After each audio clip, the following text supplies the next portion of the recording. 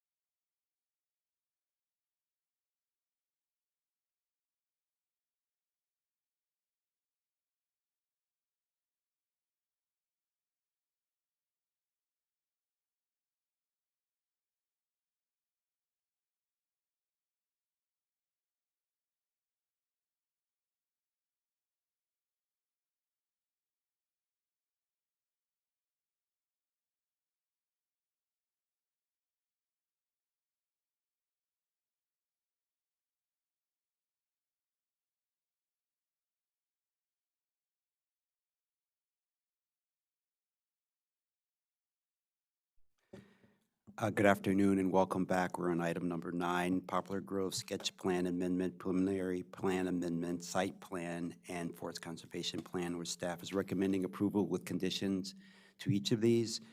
This afternoon, we have Philip Estes from the Planning Department presenting this item. Welcome. Good afternoon, Commissioners. Philip Estes here with the review team for the Poplar Grove applications. Just note for the record, the applicant has met all the signage and noticing requirements. The public hearing notice was mailed by staff, and to date, we have received no public correspondence regarding the project.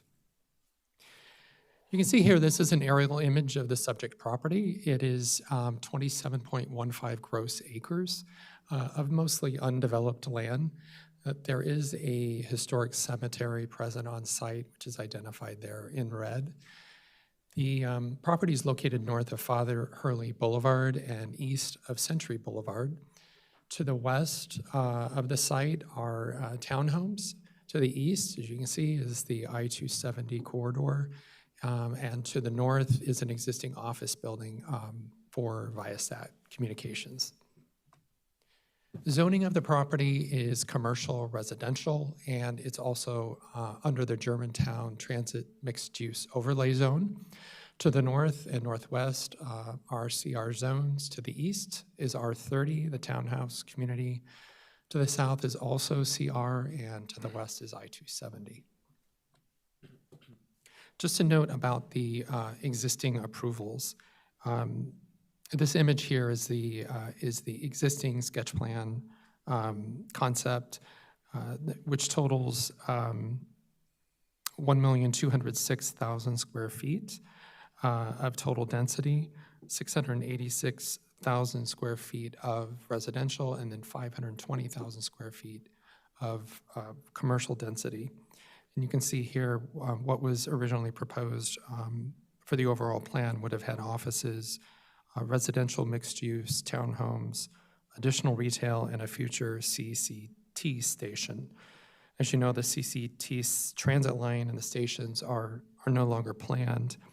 And also the market conditions for offices has changed significantly, while the demand remains very strong for more housing. So these are really primary reasons for the amendments. The sketch plan amendment would total 1,010,000 total square feet, 998,000 square feet of residential, and 12,000 square feet of commercial.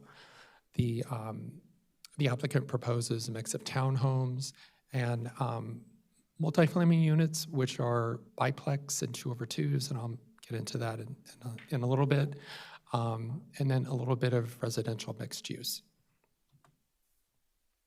This is the proposed phasing plan, which consists of 4 development phases shown here. Phases 1 to 4 are part of the sketch and preliminary plan applications. Phases 1 to 3 are part of the site plan application, and then phase 4 would be part of a future site plan application. Preliminary plan amendment, as I mentioned, has the same density as the sketch plan application, and this would, of course, create all the lots and parcels for all 4 phases. The public and private roads, the cemetery would be on its own parcel, and then parcels for the public and common open spaces. It would also allow temporary uses on the phase 4 portion of the property. The site plan would allow 93 townhouse units and then 268 multifamily units, which consist of 156 biplex units and 112 2/2 units. The project includes 45 MPDUs and provides common and public open space. And as I mentioned, also will rehabilitate the historic cemetery and create a Waters Walk public space. Can you explain what is a biplex? Yes, I will, right here. So since we're kind of introducing new terms, these are new terms from the applicant, a biplex unit and a 2/2 unit. So both the 2/2 and the biplex units are essentially 1 unit over 1 unit. And you can see the biplex is on the top, the 2/2 is in the middle, the townhouse string is on the bottom. So the essential difference between the biplex and the 2/2 are essentially the floor plan. The floor plans are different, but they both unit types provide their own private entrance from the exterior, and as arranged, look as a townhouse, but as arranged fit the definition of multifamily per the zoning code. So that's why we reference them as multifamily. So there are actually 4 stories. The first 2 stories, 1, and the other 2 stories on top are the second unit. The 2/2 is basically 2 floors over 2 floors, so 1 unit over 1 unit. Now the biplex, the flooring is different, and I might let the applicant explain the details of that, but it is still 1 unit over 1 unit. So they still share the same footprint? I'm sorry? They share the same footprint? Yes. Yes. Okay, because Yeah, we had so- some that they were side by side, that everyone, I guess each of them had their own land, but this one, they shared the land. It's like a condo unit. Correct, yes. And I believe some of the 2/2s, maybe that's a question of the applicant if those will be condominium units. Yeah, well, maybe when the applicant talks, they can show a floor plan or something. So we'll look forward to that. Okay, Thank you. okay. Thank you. All right. And so that explains some of the unit types here. Would you want to note that the materials were inspired by traditional farmhouse patterns? And just to note that the architectural features include front gables, bay windows, and dormers. A few things to highlight about the overall site design. Kinster Drive is shown here as the primary entrance to the community. It will provide a central community green along Kinster Drive. And then Kinster Drive Plaza is a focal point feature at the end of Kinster Drive. Garden Street is a street that is a central east to west street and includes wide landscaping panels. This area here denotes the historic cemetery and the Waters Walk. And I just want to note that the historic cemetery terminates the focal point of Garden Street, and then at the other end is another focal point terminating at Garden Street, which will feature a pergola as well as a playground area. Here, the applicant's proposing a community garden with fruit trees, a playground, and a dog run.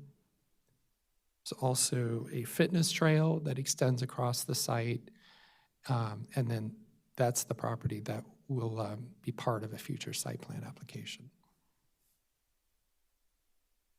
Showing some of the details of these community features, the central community green you can see here will be designated as public open space, and it features a large open lawn area that would be available for programming, pathways, picnic and grill area, seating, bicycle parking, and then ample landscaping with shade trees.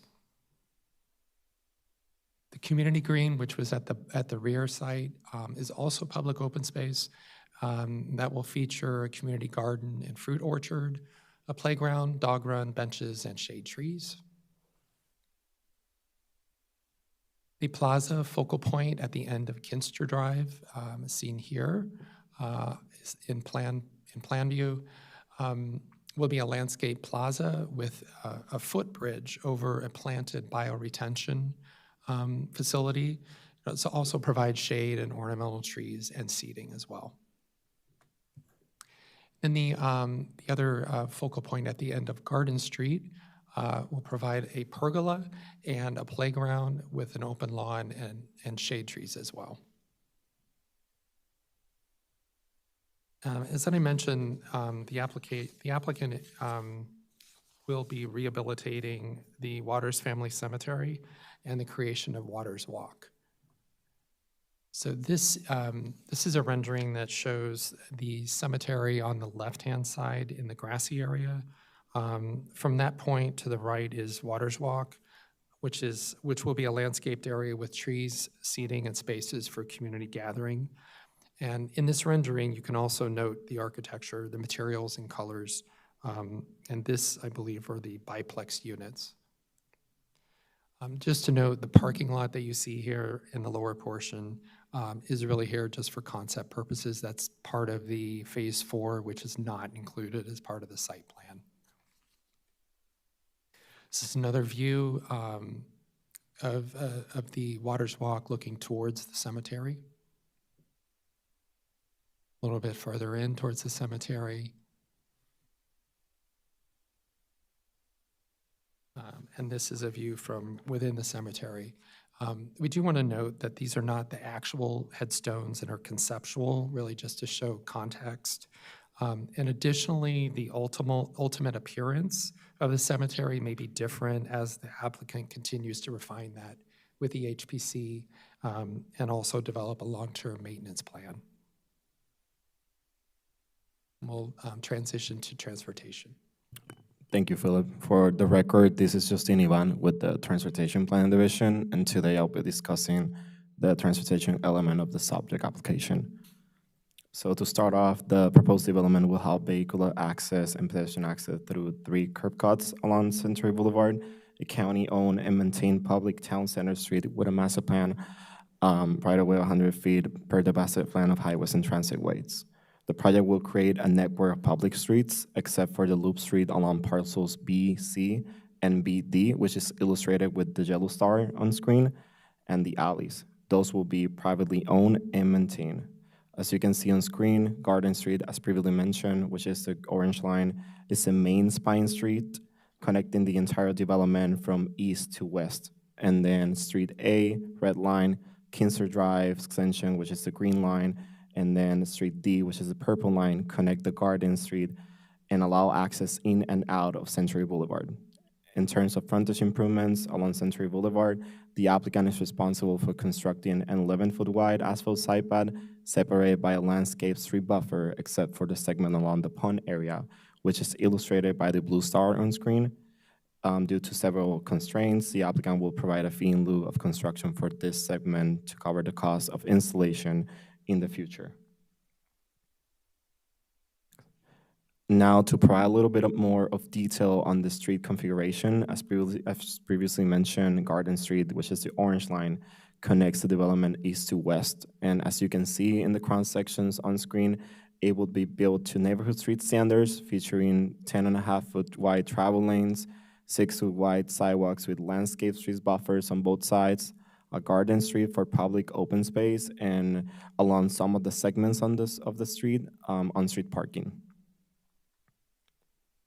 Public streets A and D, which are the red and orange lines on screen, will also be built to neighborhood street standards and include 10.5-foot wide travel lanes, 6-foot wide concrete sidewalks with landscape street buffers on both sides, and along some segments on-street parking. And Kinser Drive, which is the yellow line on screen, similar to streets A and D, will also be built to neighborhood street standards and include 10.5-foot wide travel lanes, 6-foot wide concrete buffers with landscape street buffers on both sides, and some on-street parking in some of the segments of the streets as well.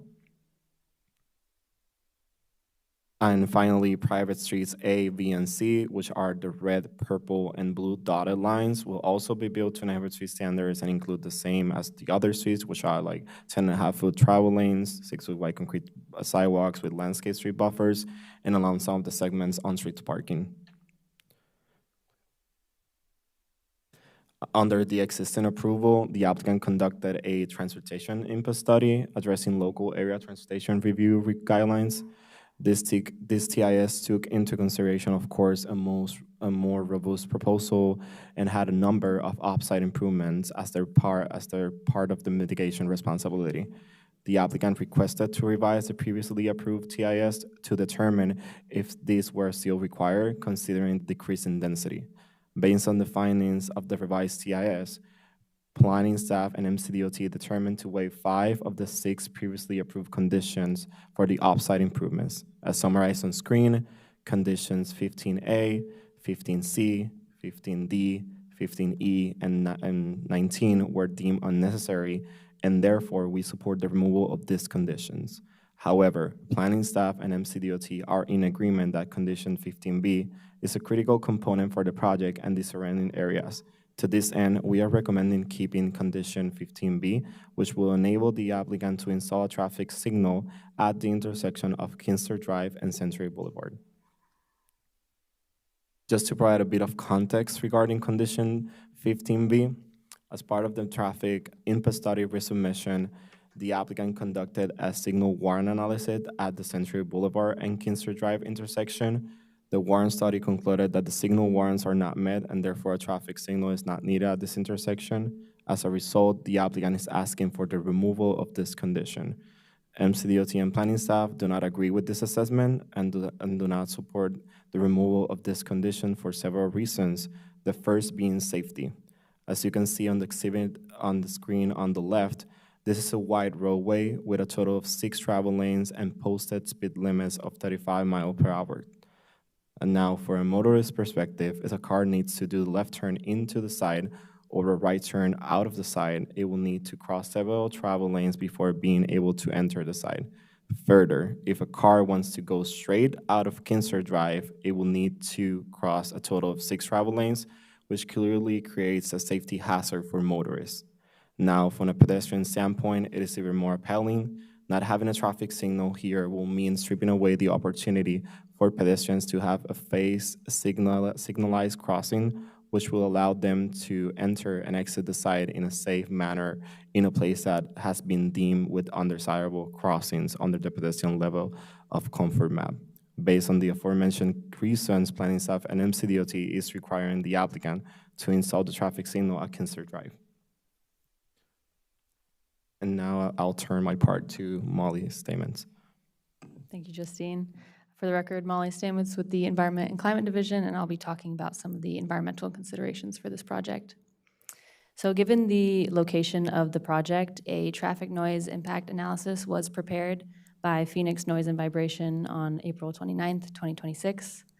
And from this analysis, it was found that based on the proximity to Interstate 270 and the off-ramp, a 29-foot tall noise barrier is recommended to attenuate noise for the playground area.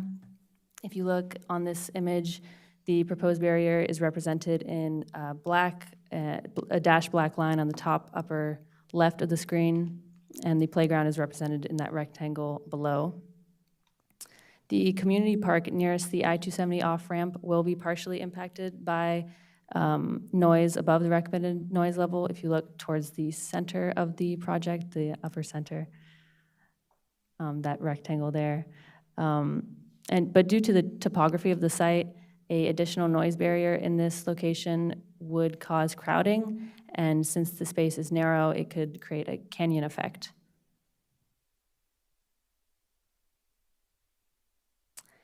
Further, the applicant has submitted the final forest conservation plan number F 2025-0770. The subject property has no existing forest or specimen trees on site, and previously preliminary forest conservation plan number 8 2019-0060 has satisfied the 1.41 acres of off-site forest mitigation that was required and was recorded through the conservation easement agreement LIBOR 49037 folio 237 in January of 2021. There's also an existing stream and stream valley buffer on the south end of the site, and while normally we do require reforestation of stream valley buffers, there are already many existing encumbrances in the stream valley buffer, including stormwater management easements, unavoidable utility crossings, and WSSC connections. And these are all allowable uses under the environmental guidelines. Therefore, the stream valley buffer is not being reforested with this application. Okay, thank you, Molly. We have a couple of revisions. The applicant has requested a revision to the public open space amount for the sketch plan and the preliminary plan. So this is a proposed revision to the data tables. As I mentioned, phase 4 will not be part of the site plan.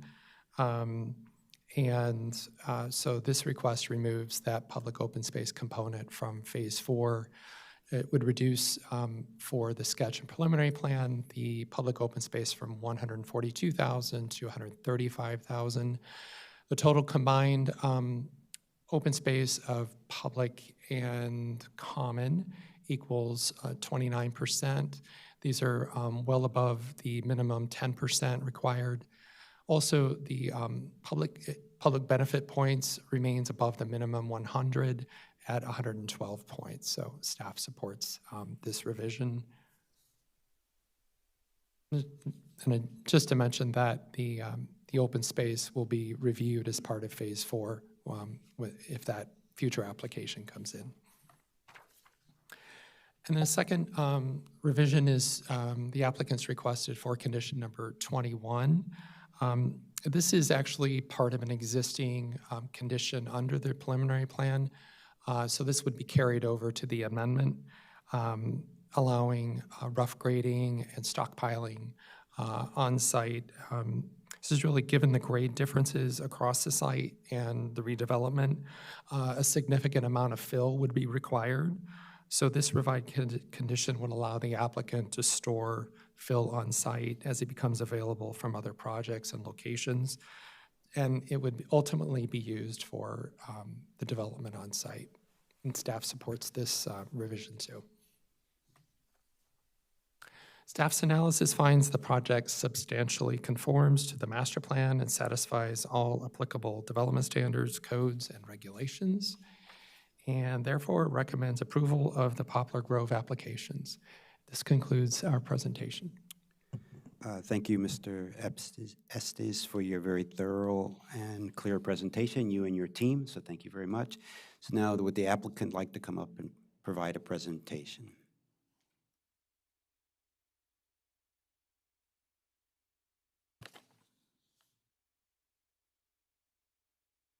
And while you're presenting, if you could also walk us through the floor plans, thank you. Absolutely. Erin Gerard with Lurch, Shirley and Brewer on behalf of the applicant.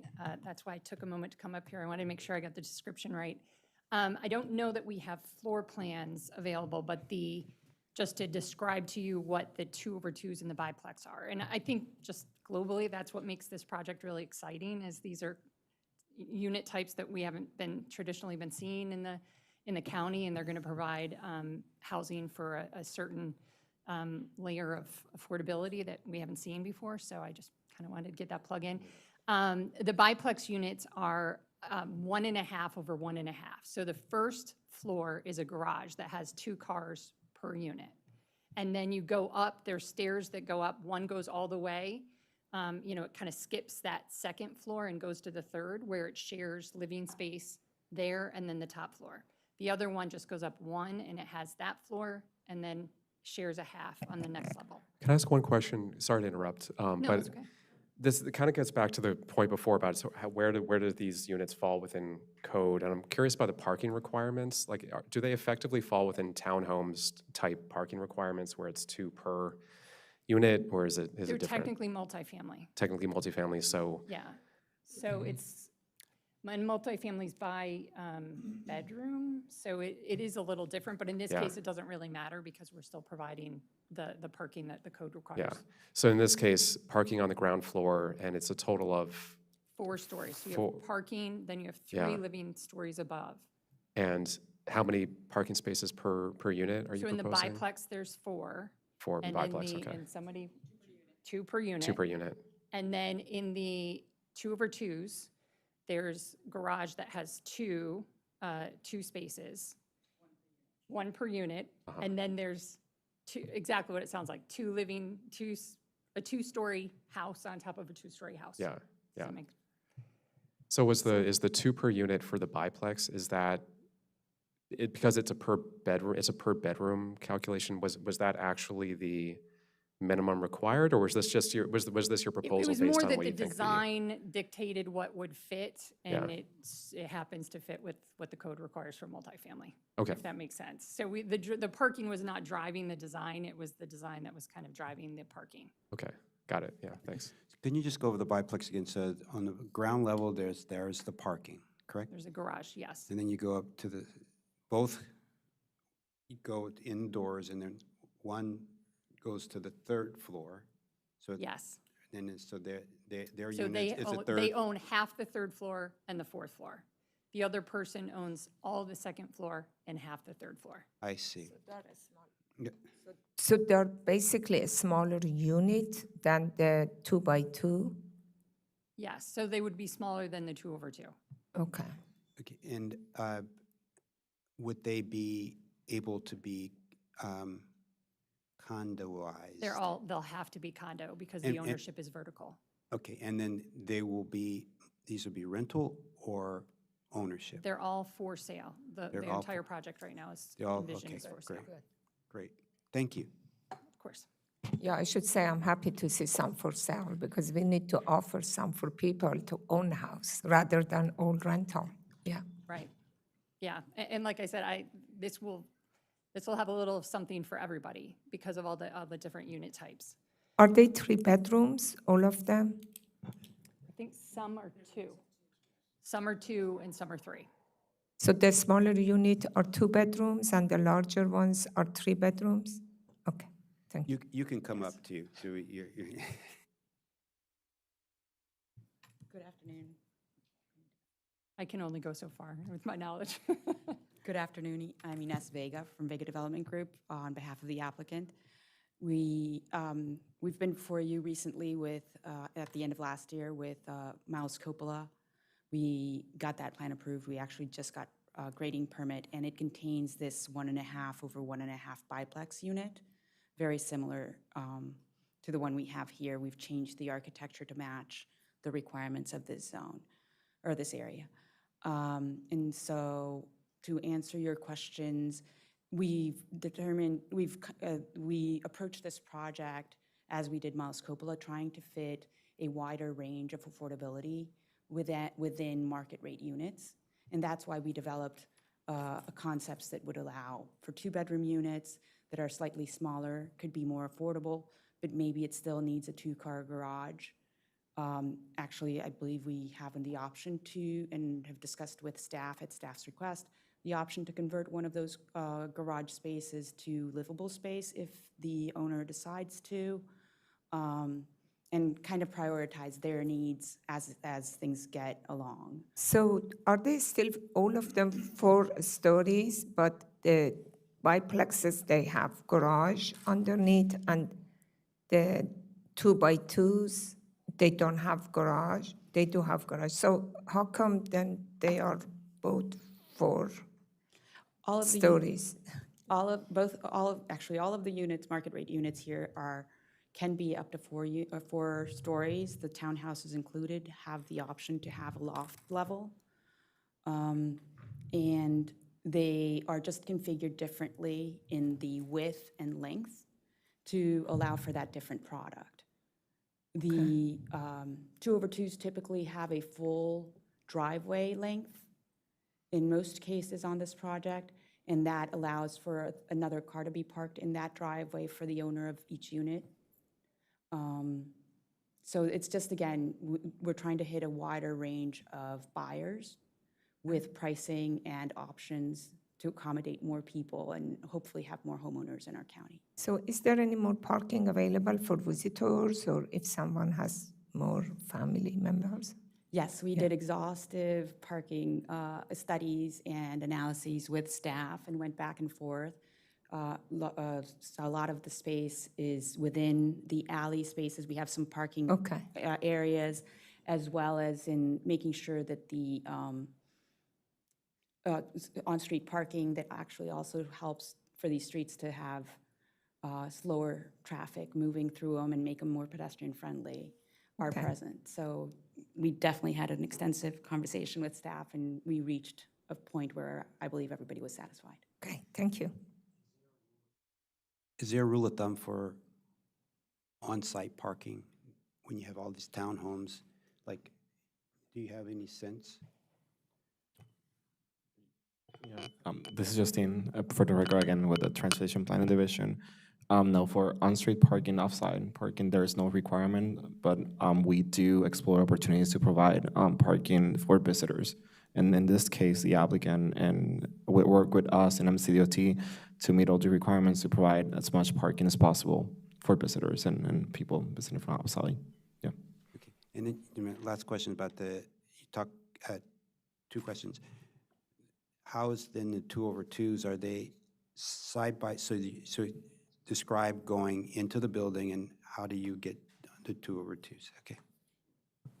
Yes, so the 2/2s, there's the 1-car garage for each unit in the rear. In the front, you enter 1 unit straight, and the living space is in the first floor. You go up 1 level, and the bedrooms for that lower level unit are in that floor. For the upper level unit, you enter at the ground level, go up 2 stories to the 3rd floor. That's where the living space is. And then the 4th floor is the bedrooms and family areas for the upper level unit. So it's the garages are all on the upper and lower units are in the rear, 1st floor.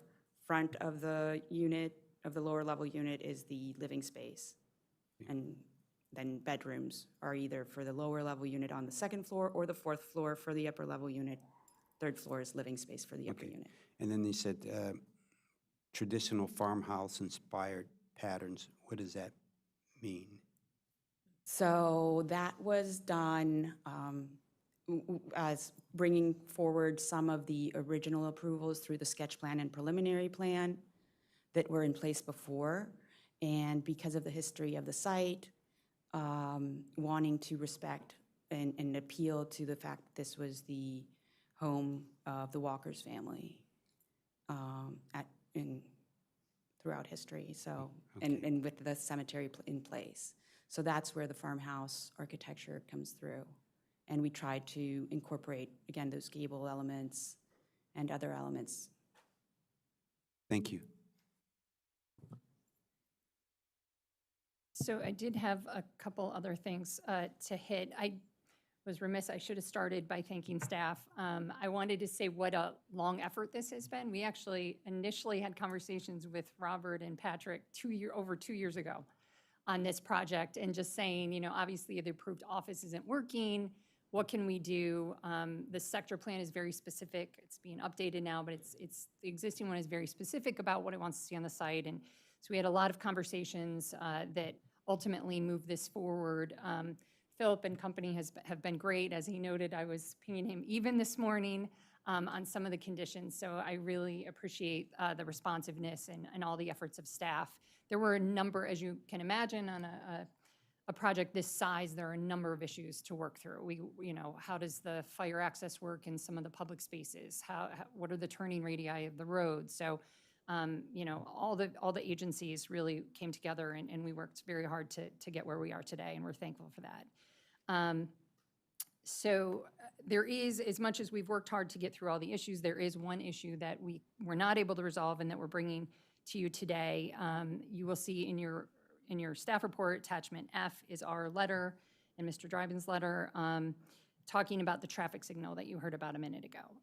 This is an amendment to the preliminary plan and obviously that original preliminary plan envisioned something vastly different. This project will reduce traffic generated from the site by 70%, which I think we can all agree is pretty substantial. In MCDOT's letter, they have 4 brief paragraphs of why they think a traffic signal is warranted. And in contrast, we have submitted 13 pages of detailed analysis that cites to objective criteria and studies, regulations that are used every day to determine whether or not a signal is warranted. And it's not warranted for any of the reasons stated by MCDOT or any of the objective criteria. The reason this is such a big issue is a traffic signal here would add $750,000 to the cost of the project. This is not a little thing. And so in a county that is trying to encourage housing, you know, it just seems crazy to me that a developer would look at a project, they would run the warrant analysis and say it's not even close to being warranted, and then as they get through the review process, surprise, here's a cost that we want to add. Again, if it was warranted for any reasons, you know, I think I can imagine there are scenarios in which it would be appropriate, but we feel strongly it is not appropriate here, and no one has fully explained to us why a 4-way stop would not meet the concerns that staff and MCDOT have expressed. The other thing I want to flag is in MCDOT's letter, and I am quoting here, they say implementing the signal now prevents the county from incurring installation costs when residents/visitors inevitably complain about unsafe access conditions. Now, this is, you know, I'm a little frustrated that we're going to be setting a precedent where we're worried about what future residents may see, and we're not, again, applying objective criteria. All projects in the county pay transportation impact taxes. Future residents of this project will be paying taxes. Those are what should be going toward transportation improvements, and it's unfair, and frankly, I think the constitutional nexus is missing to try to impose it on this project that has already, and I should have mentioned this at the beginning too, this project contributed in the construction of Century Boulevard back in 2014, millions of dollars in a participation agreement with the county to build that road. So this project has already done more than its fair share, and we think that it's unwarranted to try to impose that condition. I'll have Nick, I understand this is a very technical issue. I do think it's accessible to a layperson. When I was reading his report, it made sense to me. He's not going to go into a ton of detail, but kind of hit the high points, and then obviously we'd be happy to answer any questions that you have. Good afternoon. Nick Dribbin with Lenhart Traffic. As Aaron mentioned, I prepared a detailed analysis, not just of the signal warrant, but prior to that, of the transportation conditions for the site and the impacts of the proposed changes to the site with respect to transportation. You heard staff mention in their presentation that 5 of the 6 original conditions have been, they're in agreement with removing 5 of those 6 conditions. That's not charity. That's the result of traffic analysis showing that those six conditions are no longer necessary as a result of the 70% reduction in traffic being generated by what's currently proposed for the site. The 6th condition is no different. So as a starting point with respect to that condition requiring a traffic signal at Century Boulevard and Kinster Drive, I'll point out that the original preliminary plan did not require the traffic signal. It required the applicant to perform a future signal warrant analysis and install a signal only if the analysis demonstrated that a signal is warranted. That analysis has now been completed. We used the methodology outlined in our scoping document, which was reviewed and approved by Park and Planning staff, by DOT staff, by SHA, and that methodology is detailed in the Manual on Uniform Traffic Control Devices, which is a 1,000+ page document that's the national, state, and local standard for when a traffic signal or other traffic control devices should be installed. As part of our analysis, we looked at existing conditions, we looked at background conditions, which is all the development, including Black Rock in the immediate vicinity of the site, and we of course looked at conditions with the total traffic, including the site traffic. So everything I'm about to discuss is based on total conditions with all of those traffic volumes considered. You heard staff state in their presentation that they do not agree with the decision to remove a traffic signal requirement here. However, there is none of the following that I'm about to lay out, which is also laid out in the memo I prepared, has been contested by staff. Okay, the results are clear that the intersection does not satisfy the warrants within the MUTCD for a traffic signal. Every objective measure points in the same direction. The intersection operates at level of service A, which is the best possible level of service. The side streets operate at acceptable levels of service, that's Kinster and the site access. A gap study was requested by the county, meaning are there enough gaps in traffic along Century Boulevard for vehicles to turn in and out of the site. We conducted that gap study and found substantially more acceptable gaps than are needed for vehicles to safely make turns into and out of the site. We reviewed crash data at staff's request. There are 0 reported intersection-related crashes at this location. Despite these uncontested findings, staff is recommending a signal based on engineering judgment. While I'll acknowledge that engineering judgment is important to our field, the Maryland MUTCD is clear on the issue of how engineering judgment should be applied to signal warrants. Section 4C01 of the Maryland MUTCD is unequivocal about how signal warrants should be applied. In the very first sentence under guidance of this MUTCD section, I quote, "A traffic control signal should not be installed unless one or more of the warrants described in this chapter are met." We have not met any of the warrants, even with all of the site traffic considered. The MUTCD goes on to state, traffic control signals are often considered a panacea, this is a quote, "for all traffic problems at intersections. This belief has led to traffic control signals being installed at many locations where they are not needed, adversely affecting the safety and efficiency of vehicular, bicycle, and pedestrian traffic," end quote. The requirement for a traffic signal warrant to be met in order for a signal to be installed exists for a reason. As outlined in the MUTCD, unwarranted signals can create unnecessary delay, reduce operational efficiency, and increase certain crash types, creating liability concerns for the operating agencies. The applicant was asked to perform a signal warrant analysis. We did so. The analysis demonstrates unequivocally that a signal is not warranted now and is not expected to be warranted with the site's traffic under future build-out conditions. That is uncontested. For those reasons, we respectfully request that the signal warrant condition be removed. If the board believes additional traffic control is desirable, there is a reasonable alternative. As Mr. Ard mentioned, an all-way stop would directly address the concerns raised by staff regarding left turns, pedestrian crossings, and protected intersection spacing while avoiding installation of a traffic signal that does not meet MUTCD standards. I'll just quickly touch on, I've been doing this for 20 years in the state of Maryland with Lenhart Traffic most recently. We do traffic impact studies and traffic signal warrants throughout the state, including plenty in Montgomery County. Prior to that, I was a reviewer for the Maryland State Highway Administration, where I reviewed traffic impact studies and traffic signal warrant analyses to determine if signals could or should be installed. And prior to that, I had a job with STV Incorporated, where we had on-call contracts with Montgomery County Department of Transportation, working directly for them as their consultant, reviewing and completing traffic impact studies and traffic signal warrant analyses.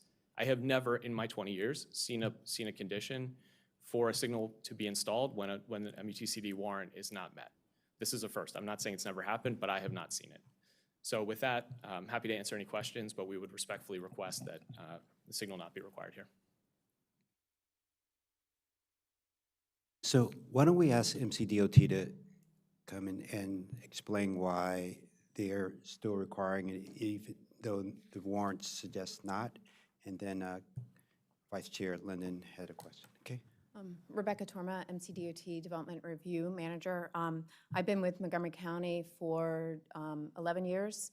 I've been doing development review for 26 years and in transportation for about 15 years. Let me clarify a couple things. $750,000 is not how much a traffic signal costs in Montgomery County. It's around $400,000. That's what we have seen. That's what we have done in the county. And then the other thing I wanted to clarify is impact tax. How does impact tax work? So the applicant did do impact taxes. They paid for some work to be done. And then what happens is they come in and ask the county, say, hey, I spent $2 million, and then the county gives it back, the $2 million, and then that goes towards their, when they come in and pull building permits and they ask for, they pay impacts, they say you have to pay $50,000 for impact taxes, I'm making that up, and then they come back in and they take that money and pull from that money. So the impact taxes, yes, they did pay early, they did pay up early, and then when they will get that money back when they develop the site. A couple things. The applicant has, we've been working with this project since about 2018 or so, and we have noticed that they have reduced the development size. We have asked them, we previously had several conditions, including a park and ride lot, to be on the site. All those conditions have been removed. What we see is this is an operational issue. This is not an LATR-related issue. It is, how do you get out to your site? Like, can you get out safely as a pedestrian, as a bicyclist, as a motorist? And one thing, I'm not sure, did you all do a speed study out there? I believe, so the speed study there wasn't a speed study. What we've seen in other parts along Century Boulevard is that it is a high-moving or fast-moving vehicle. The target speed is 25 miles per hour. We are trying to reduce speeds on roadways, and this would be one of the places where we would do it. We had asked for the traffic signal because we thought that what we've seen in the past is residents do come in after the fact and they say, I can't get out of my neighborhood. How do we adjust for that? And so we like the applicants to pay for their residents to be able to get out of that site. So this is Matt Johnson, he's with me. And then so what we look at is we look at how the pedestrian gets out and are they able to get across safely. We didn't feel that a stop sign is going to suffice, and we had asked for the traffic signal to be continued to be warranted. Yeah, Matt Johnson with the Division of Transportation Engineering. I just wanted to weigh in a little bit on the MUTCD items that were cited before.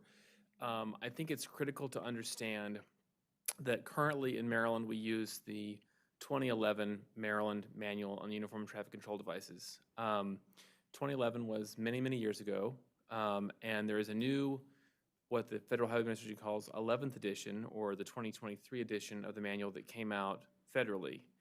That came out in January of 2024. States have 24 months to adopt that, 2 years. We're past that period now. Maryland has submitted its state manual to the Federal Highway Administration, and Federal Highway Administration, largely because of the 40% staff reduction that happened as a result of this administration's actions last year, is way behind. So we actually don't know when Maryland is going to have a new manual. But what I can say is that the 11th edition of the federal manual made major revisions to emphasize the importance of safety for all roadway users as opposed to the efficiency of moving motor vehicles through the transportation system, which has largely been the focus of the manual. The warrants were largely created to ensure that we weren't installing quote-unquote unneeded signals that might delay traffic. The manual does recognize that there may be adverse things that happen if we install unneeded signals, but the new text, I just want to read the new text. This is not yet effective in Maryland because the Maryland has not had their manual approved by the Federal Highway Administration, but I think it's important to consider what the new federal guidance says, which is likely going to become in place in Maryland within the next 6 months. We just don't know when. And it says, this is paragraph 20 in section 4C01 of the federal manual.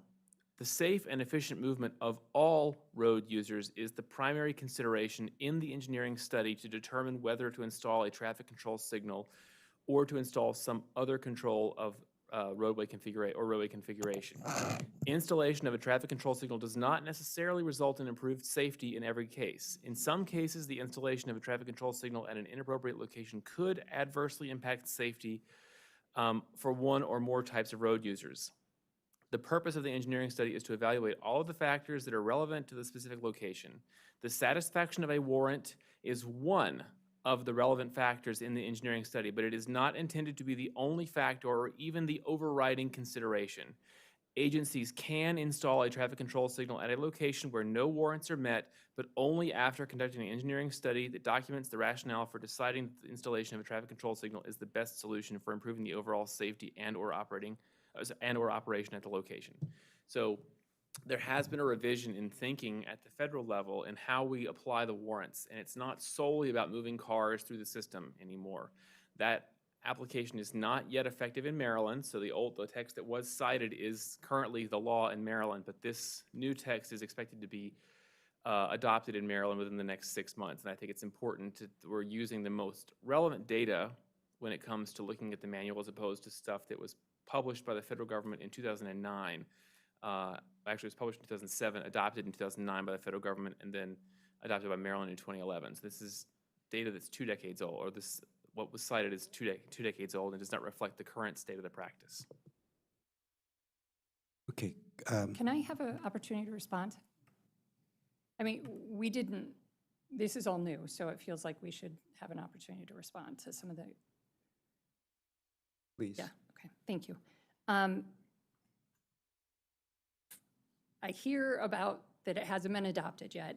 I'm not sure that the quote actually supports the argument. The quote is that, as I heard it, and this is the first time I'm hearing it, is that, maybe if a warrant's not met, that doesn't mean it's not warranted, but you need to do a detailed analysis. And I think that's exactly what Nick did in his memo. He looked beyond the warrants. Okay, warrants aren't met.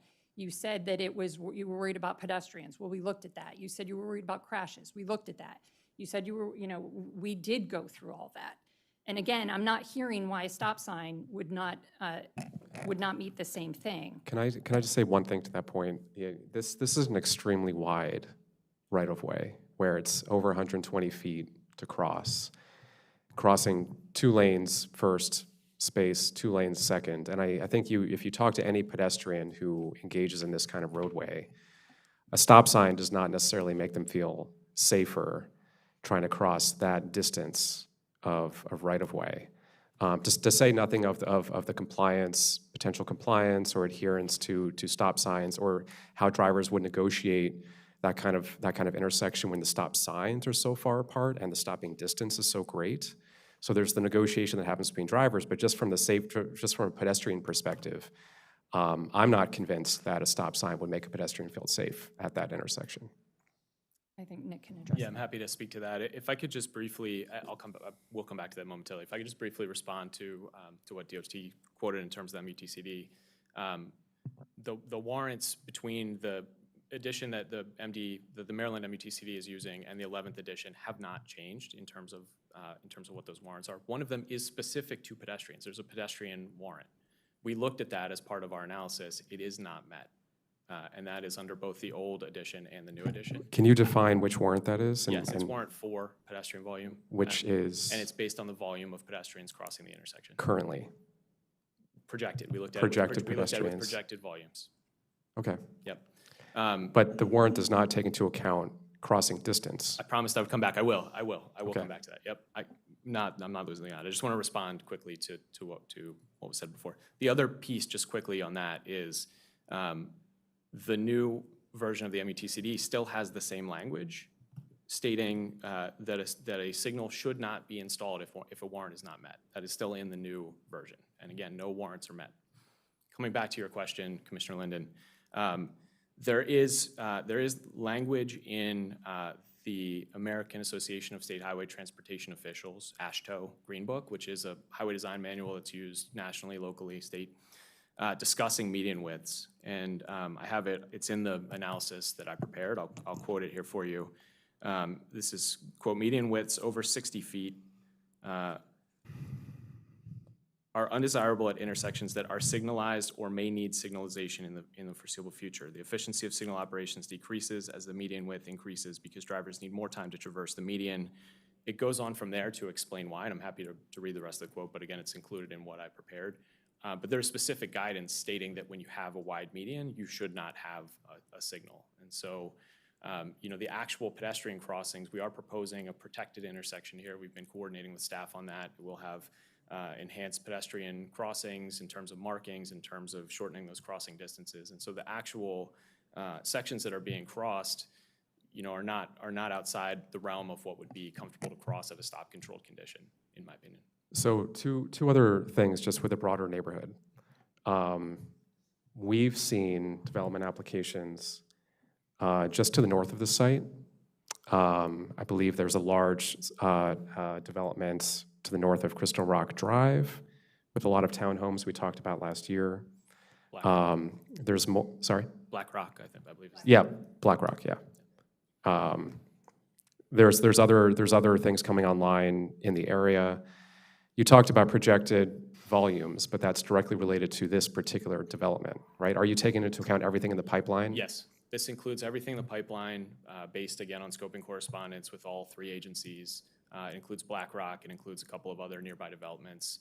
It includes the potential future connection of Darcy Mill Road, which is not funded for construction, but is funded for land acquisition, I believe, in 2030. But we included the projected volumes from that as well as the projected volumes from our site. So all of that is taken account. When I say the warrants are not met, that's all part and parcel of the volumes that we use to analyze that. I just want to say one final thing on this, and then, I don't want to take up all on this topic. I think there's other things that we want to get to. Warrants, I'm obviously not an engineer, but I have engaged in transportation planning and transportation projects in a lot of different contexts. Warrants can be really frustrating for actual road users when trying to advocate for things that make them feel safer. And for a whole host of reasons. And one of them is because, as MCDOT just described, historically they've been used really for one purpose, to prioritize operational efficiency and the movement of motor vehicles.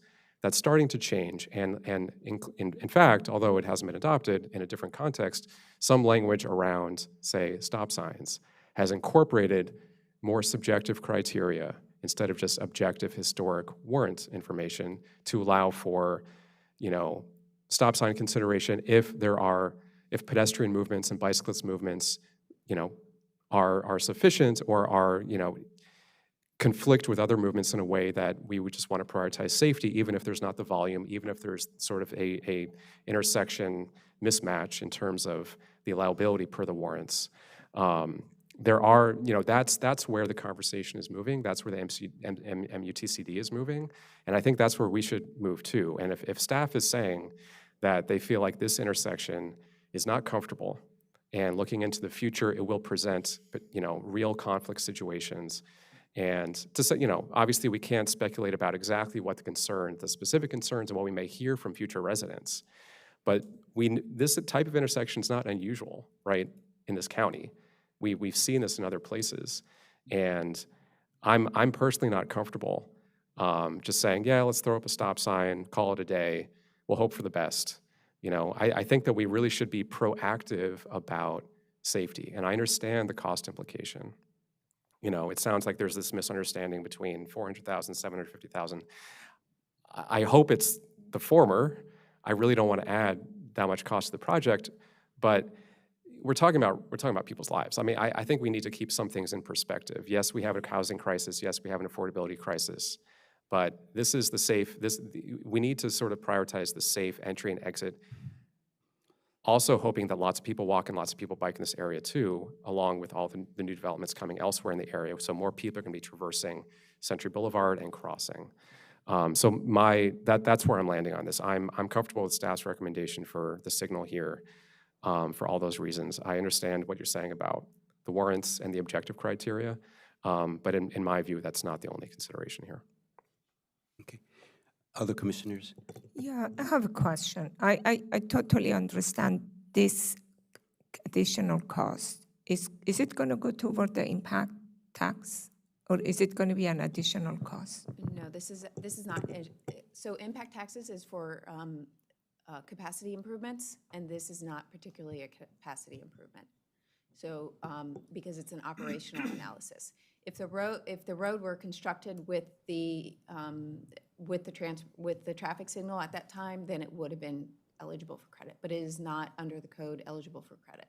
They have other things like this, like the shared use path and the Century Boulevard that they constructed or helped pay for, that is eligible for impact taxes. So this actually would add to the cost of each unit, depending if it is 750 or I was just calculating it, if it is 400,000. How many units are there, you said? 407 total. Yeah, it could add like about $2,000 to $4,000 per unit. I do not know if there is any kind of, I understand both arguments, okay? I understand the argument of safety, and also I understand that this is a big cost. I do not know that if there is any way possible to be some kind of cost sharing, because we are asking for safety, but it's not really warranted, but it is a good idea to put it for all the things that's said. So is there any way to do a cost sharing? That's, The county requires developers to install traffic signals for their developments all the time. So we've done it in Ashford even Wood. though that if it is not required by the studies? No, we have for safety purposes to being able to get out. So say West Bard Avenue, if you're familiar with that, there was a traffic signal that was installed there because the people were pushed back so much, or the vehicles would be set back so far from the roadway. But we So do it was require- not a site view? No, this was It not. was a problem with the site distance. So that one I understand. I don't know, that maybe they could do all the underground or some of the other things.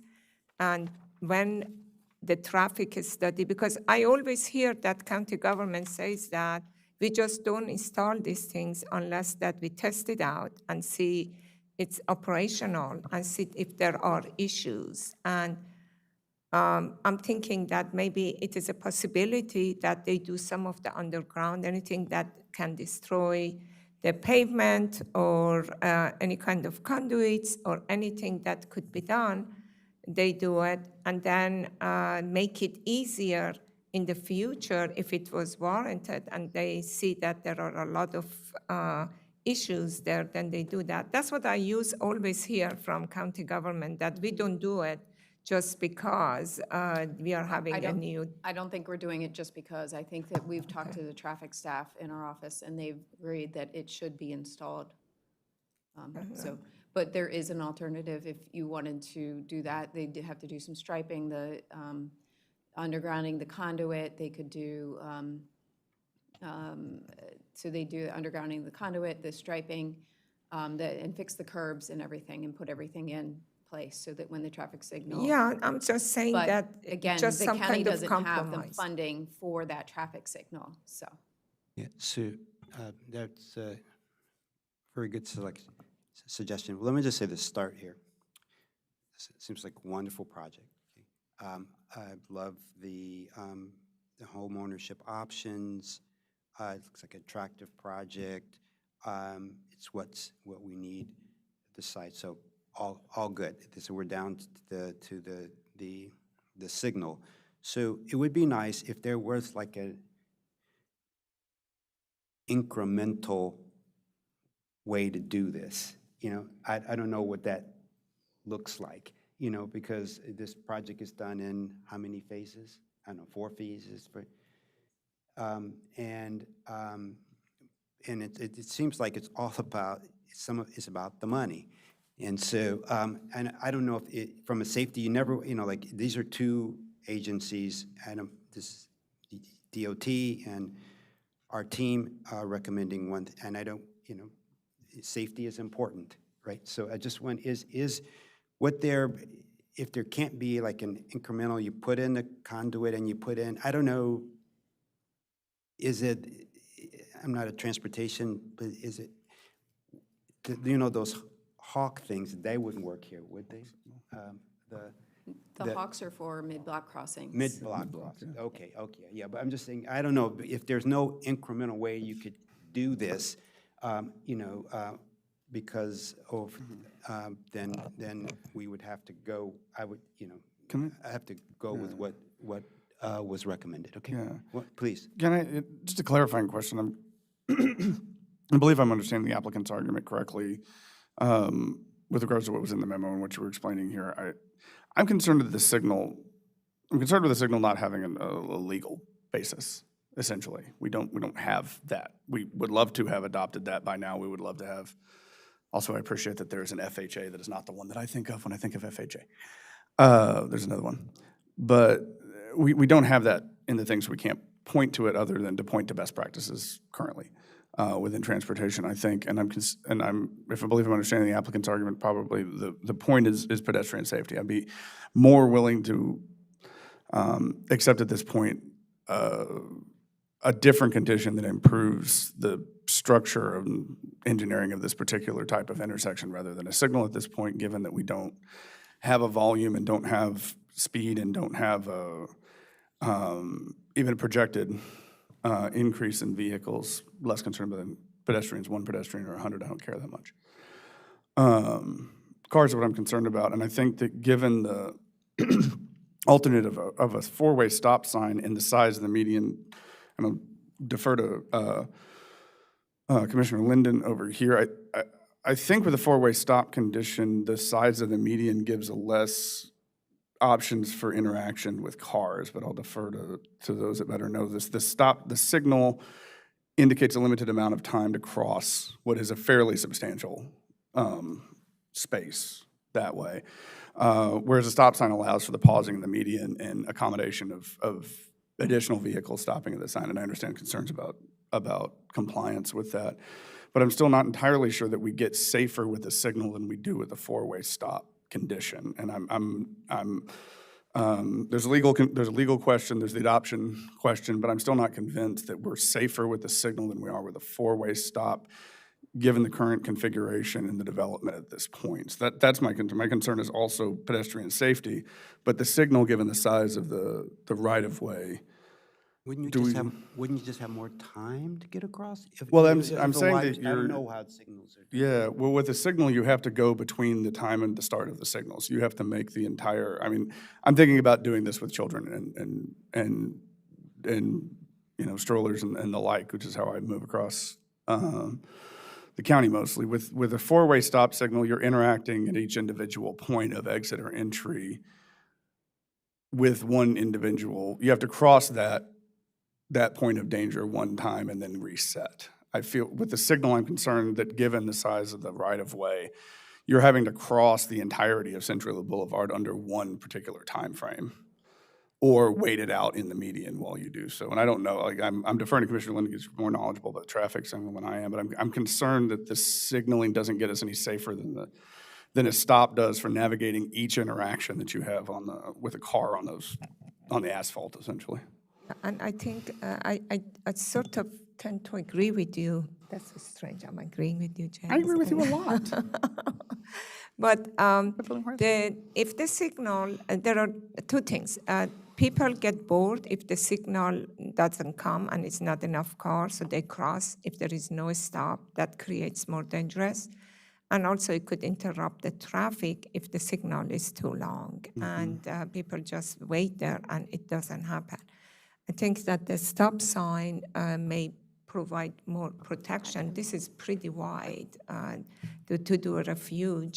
Again, I think that maybe they could do some conduit and other things and improve the intersections that meanwhile they could have the stop sign. I will say people actually have to stop at the stop sign. So if they assume that there's nobody there, then they might go through. So that's why, one of the reasons why it's not as safe. But- Also, when you have multiple people stopping, you know, if two cars come up, one car comes up at one time, one car comes up at the other time, the pedestrian has to judge when to go, and the vehicles have to stop for the pedestrian, so.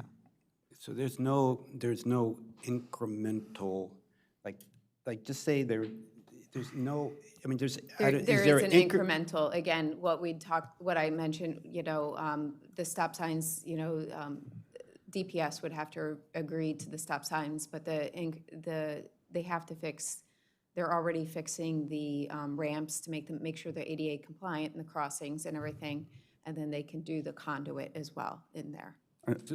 So again, if they did the walkways as if sometime in the future there would be a signal, Yes. possibly, and initially with stop signs? Or Yeah, what? they'd have to, in addition, they'd have to do some kind of like signal plan or something to make sure that everything's put in the correct location. But can I ask one question about that? I mean, once you're laying conduit, you've already spent most of the money you were going to spend anyway. It's not that big a difference, is it? I mean, honestly. I really don't know why it is 750 or 400. Why is it so expensive? Is it underground or is it above the ground? Yeah, I mean, it's both. There's underground conduit, cable, wiring, cabling, and then the above-ground structures that you see. I think when as I said, I've been doing this for 20 years. When I first started, typical cost for a signal was around 250 to 300,000 throughout the state. That's what I remember. That's from 20 years ago, so, or maybe 15 years ago. I mean, you know, construction costs in general, I think everybody's aware, have gone up substantially post-COVID, and we have seen in our signal design and implementation of signals that the range is between 500,000 and 750,000. Well, I still think that makes it a better compromise for everybody, that the underground to be done and fix it for a stop sign and then with the future. So that is exactly the compromise that I have been talking about. But wait a second, what is who would check, how do you, if you had a incremental approach, who would check to see, do you trigger, this is time A, at time B? That's why we really haven't had much success with doing them outside of when we have a trigger. We've had several issues with traffic signals making sure that they are installed when they're supposed to. We generally like them installed right up front, but if you wanted to just do an incremental, you would just do what we talked about, the conduit, and then they have to fix the ramps, and then the striping as well. And that would be it. That's what we had talked about. We didn't talk about moving anything further than that. You could, if you wanted to, you could time it by building permit, and then site plan enforcement would ensure that they had done the requirements at that time. But like a 50th building permit, 100th building permit, whatever, like that, if you wanted to do it further. Otherwise, that would, the improvements the incremental improvements that we talked about would be done right up front with the right-of-way permit. So there's no amount of traffic that would trigger it's by number of. I mean, you could ask them to do a new warrant study in the future, and see if it triggers that, and that would be based on either building permit or some other trigger that you define. But right now, just say they came up with the same thing, that nothing's warranted now, correct? Right. So what if nothing's warranted 5 years from now? Then they wouldn't have to install it. But you're saying now that you want it installed. Yes. Keep in mind that in 6 months, we will have a new MUTCD, which has a different, maybe it maintains existing, but then it adds an additional layer of evaluation to say, yes, you don't only need to use the warrants, correct? But aside from, when it comes to, the trigger thing for me is a little precarious. I don't, really understand the mechanism to I don't kind of force them in the Yeah, future to right, do okay, it. okay. Yeah. But the legal argument, I'm not personally worried about, you know, the legality of this being challenged. You know, throughout the county, there are other cases where different traffic control situations have been implemented, even though it doesn't meet the letter of the law of the MUTCD. You'll often hear DOTs talk about liability issues with doing something unwarranted, which is something that can come up. But for me, it's a bigger liability issue if we're talking about this now, we don't do it, and then something horrible happens in the future. And to be frank, that kind of situation happens all the time, where we talk about particular safety improvements, nothing happens, and then in the future, something horrible happens. You know, to me, that's the bigger form of liability for you know, for DOTs, you know, for the most part, but also for development applicants. And all of this is on the record, right? So, you know, the legality of it is not a super big issue for me. I take your point that you can think about the crossing in different ways depending on different contexts. Yeah. I don't think there's kind of one definitively better traffic control for all situations, but I do think that the majority of crossing situations would benefit from a firmer control of the intersection. Signalization of the. The time to cross, you know, is an issue operationally, but that's a signal operation issue that can be adjusted. That can be adjusted all the time. You can adjust signal timing all the time based on conditions of the road. So, Okay, yeah, so. I understand. I understand where, you know, Yeah, it's so a trade-off. I would then, given there is not a way to, say, if you go to there's a plan A and the plan B and someone monitors, and if you get to this, just because we can't do that in I this mean, thing. you can. What you would do is you'd say, okay, at this time, you're required to implement these things. And then once you get closer to the final, everything's been finalized and you've built most of your project, like 70% of your project, you go do another evaluation.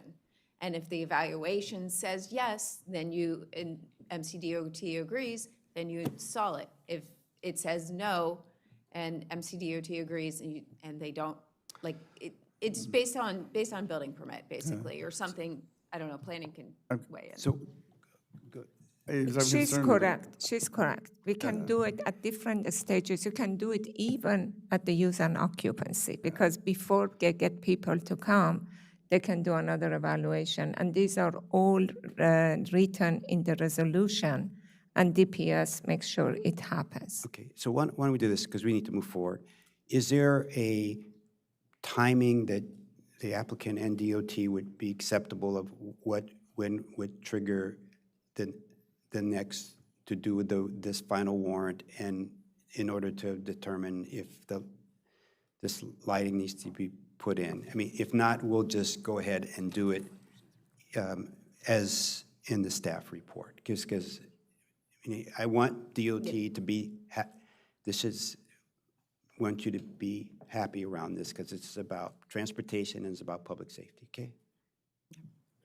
Okay. Is So it- I don't have it, my number I would pull out would be an arbitrary number unless staff can provide something. We would be willing to agree to the end of phase 2 to take a look. Okay.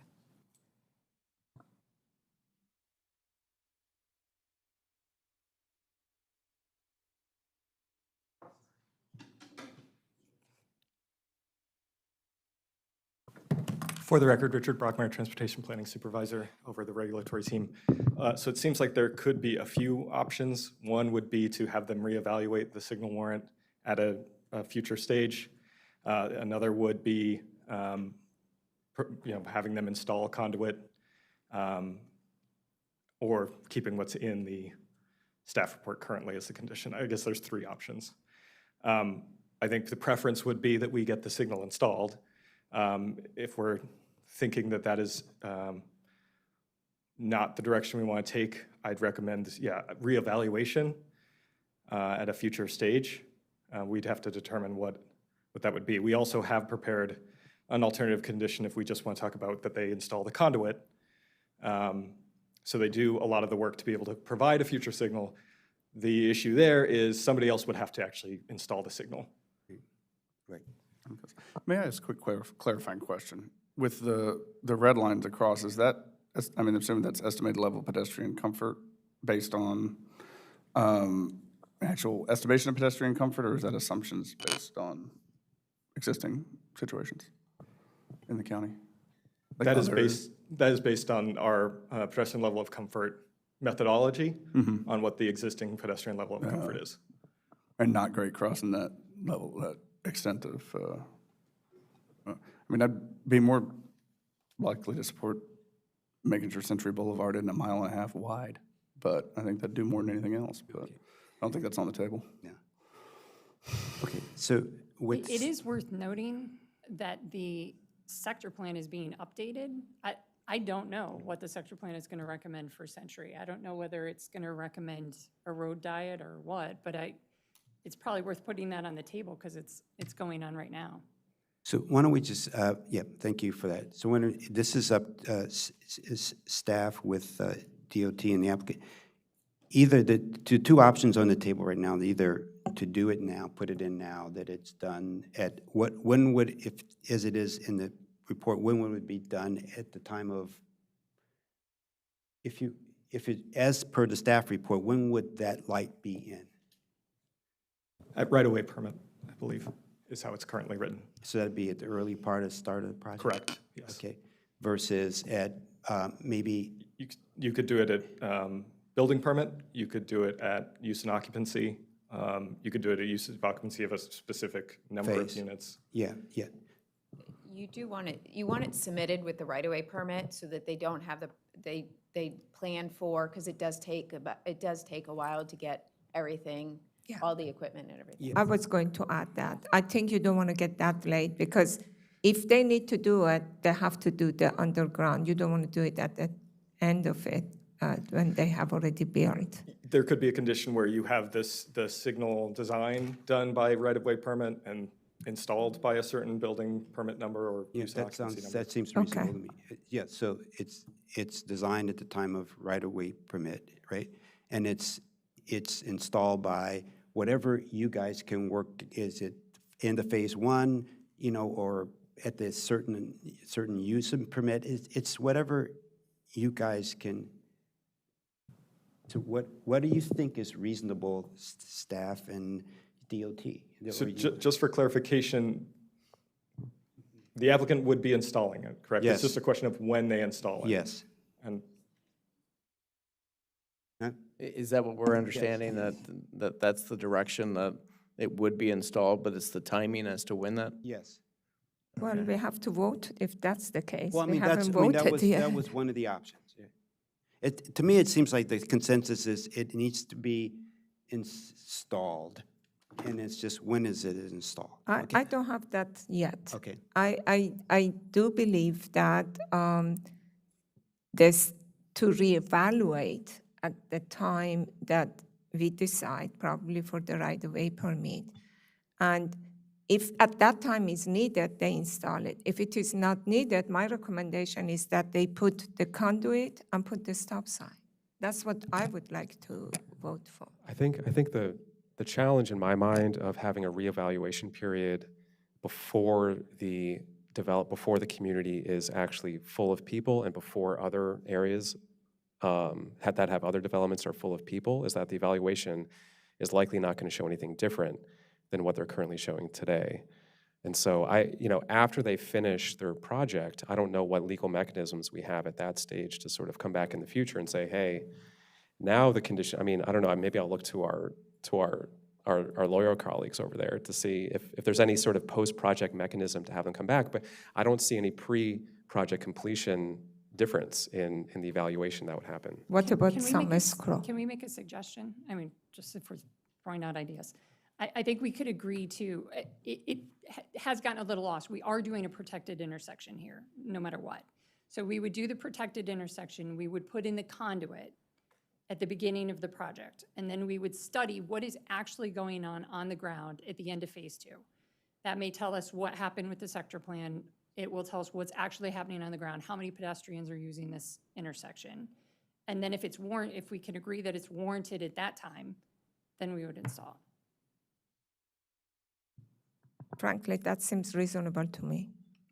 I don't, I think that could work. I think the only question is, do we get into the same position if there's a disagreement on if it's warranted or not again? Because then we're right back to the same conversation. Yeah, exactly. Fundamentally, I'm not at all suggesting that the analysis you've done is slanted. I do think that in the future, if there's an additional touch point, and we haven't even necessarily agreed on what are the criteria we're using to evaluate, you're using the objective criteria you're choosing to use. The county has their own evaluation of safety that is somewhat distinct of what is needed based, compared to what you're using. We're just back at it in a few years, or in a couple years, or in 6 months, and nothing has changed. And so, it feels like kicking the can down the road. I think we have an opportunity to make a decision today, and I would move in that direction. But can I, before we get there, because I feel like this is like the main thing, I just have one additional thing to bring up, kind of unrelated to all this transportation stuff, before we move on to the motions. I have to ask about the playground location, and you're showing it right next to the interstate, and staff has proposed, a wall, a 29-foot sound barrier. Is that something that you've agreed to? Is that something you're willing to build? Yeah. Yeah, all of the Is that part improvements of- that were in the staff report, that's Okay. what we're building, yeah. Okay, so the sound wall helps. The sound wall helps with, obviously, sound, and it helps a little bit with air pollution, although that depends on a lot of factors. There's not a lot of probably vegetation that will remain to help with kind of filtering the air before it gets to the playground. We're gonna have an orchard over in that area too. I mean, The real problem is putting the playground near the interstate. I mean, we have to be blunt about it. I would like to hear from you about why you made that design choice.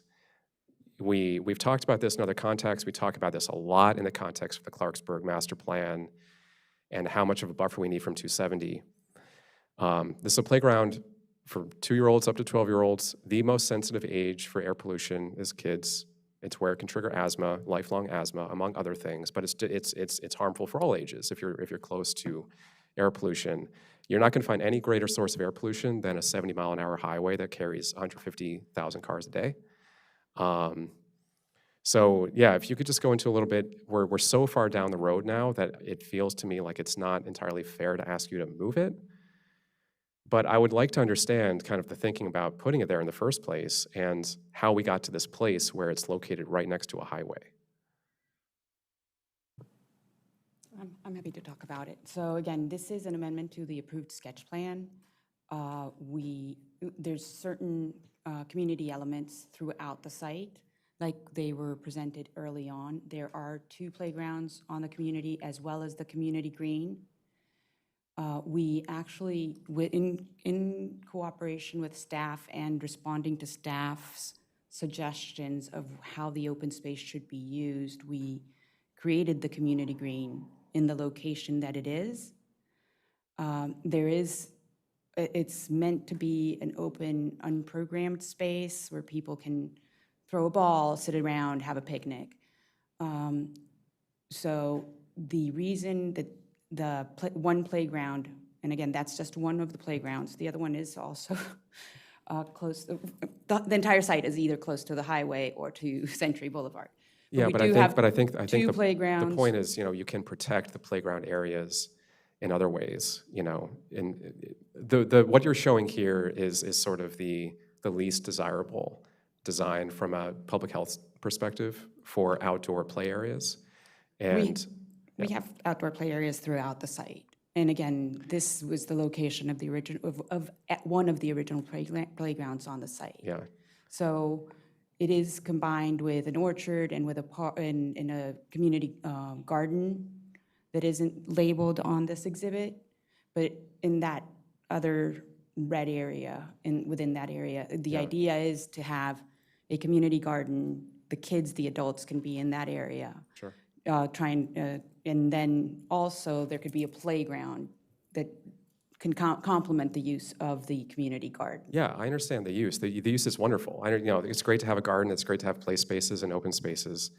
Not to sort of continue to drill into this, but did this come up in conversations at all about, I understand it was part of the previous approval, but did it come up in conversation? I'm just trying to understand, like, was this actually on people's minds when you presented a playground next to a highway?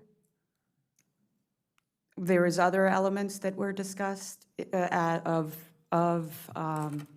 amenity space, and we did address the concerns that were brought up at that time by staff. So the community green sounds like a wonderful space too. Do you think there's an opportunity to move the playground to sort of consolidate it with the community green, to change nothing else about the site configuration, use more of that space where the playground would have been for vegetated buffer from the highway, and kind of just tack on the playground space to the community green and have it kind of a consolidated area? Is that an option?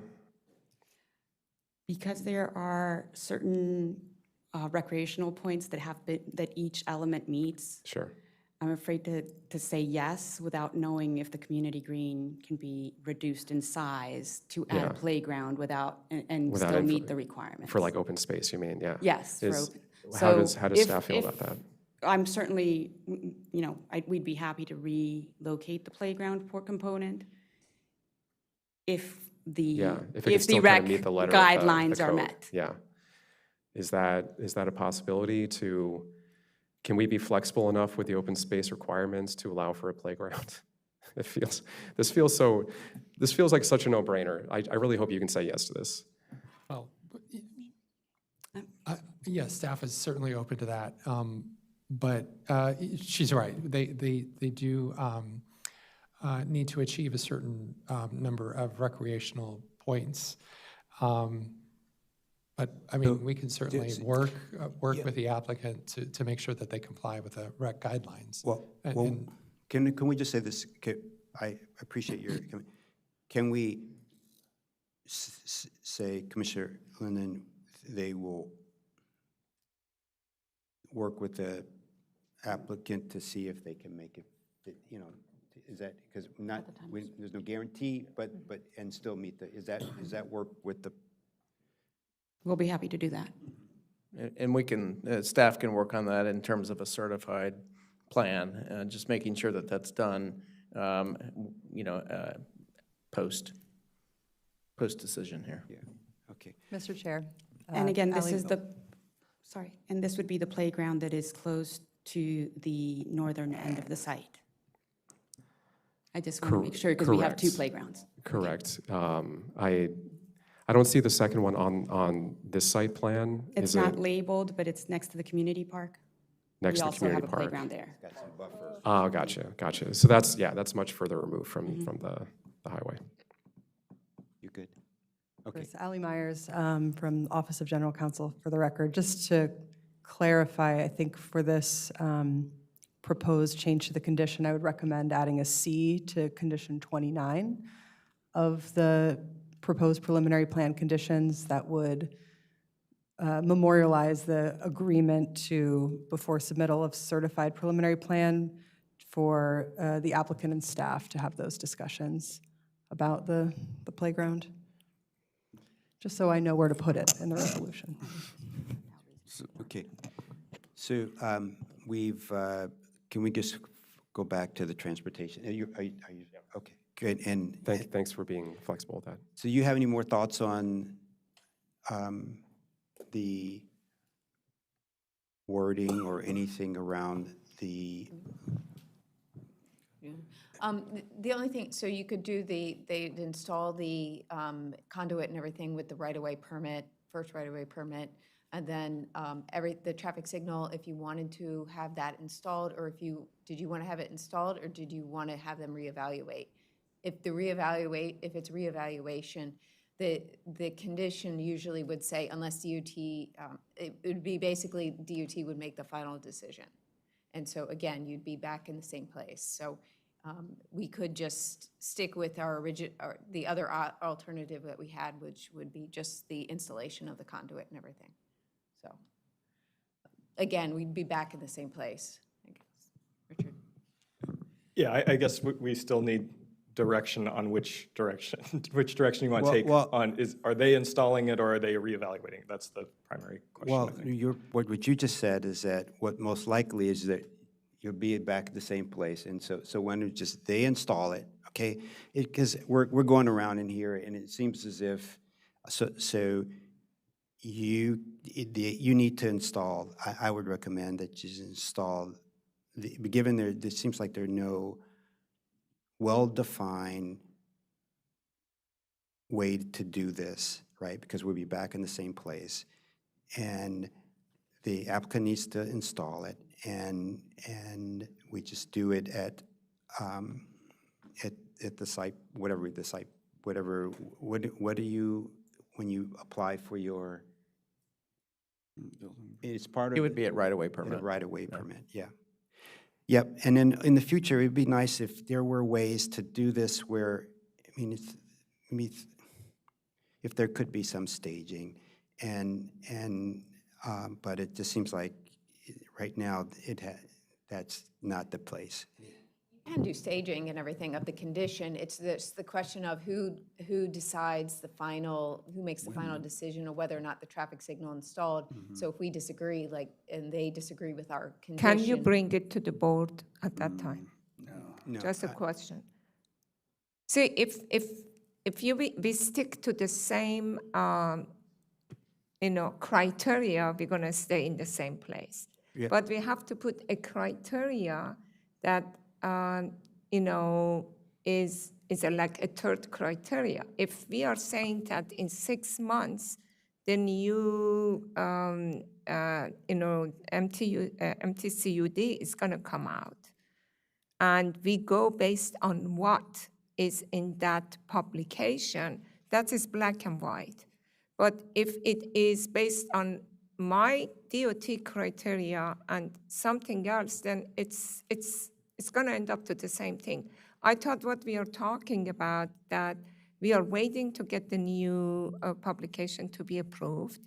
And if that approved, we're going to look at the new conditions of the traffic and everything, plus the one in proposed, whatever development would be there, plus that we have done our Germantown sector plan, that what is recommended there.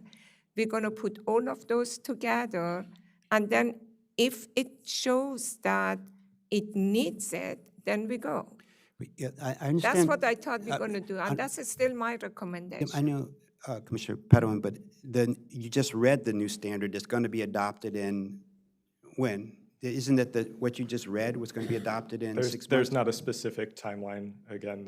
I know, but isn't this, what you read is the new guidelines, correct?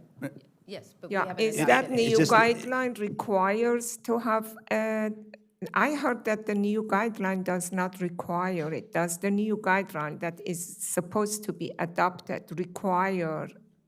No, signal? I think It does, yeah. it would look at things differently than the current, but I don't think we can say one way or the other, but it would require it or not. It would not include, for example, a warrant that would require it, given the current Correct. conditions of this intersection, so at which point we're still going back to an issue of objectivity. Correct. And like, the safety is the key factor here.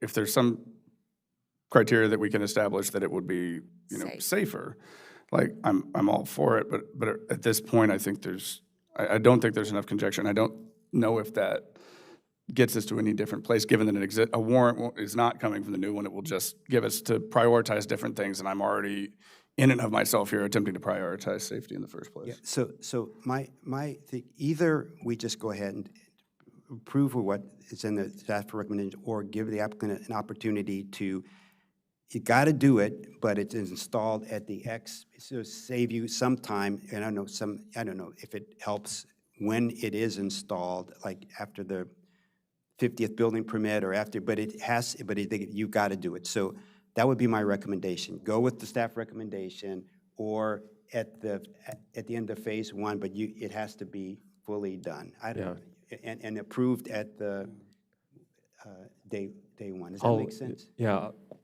I'm comfortable moving to approve with staff recommendations, including the signal at this location. So if we're ready for that, I can move for that. I'm willing to- We have a kind of a draft of what that condition, because we have to replace condition 15B regardless, because it is kind of back to their previous plan before all the changes that they've made. So we have to change it no matter what. I can read Please read. one idea. So before the issuance of right-of-way permit, the applicant will need to submit all designs and receive approval from DOT for the traffic signal installation at Century Boulevard and Kinster Drive. Before the issuance of the last building permit, the applicant is responsible for installing the traffic signal, including all conduits and accessible pedestrian crossings and high visibility crosswalks at all 4 legs of the intersection to meet ADA and complete street standards for protected intersections, additional striping and median and traffic control devices as required by MCDOT. So that's the last building permit of the project.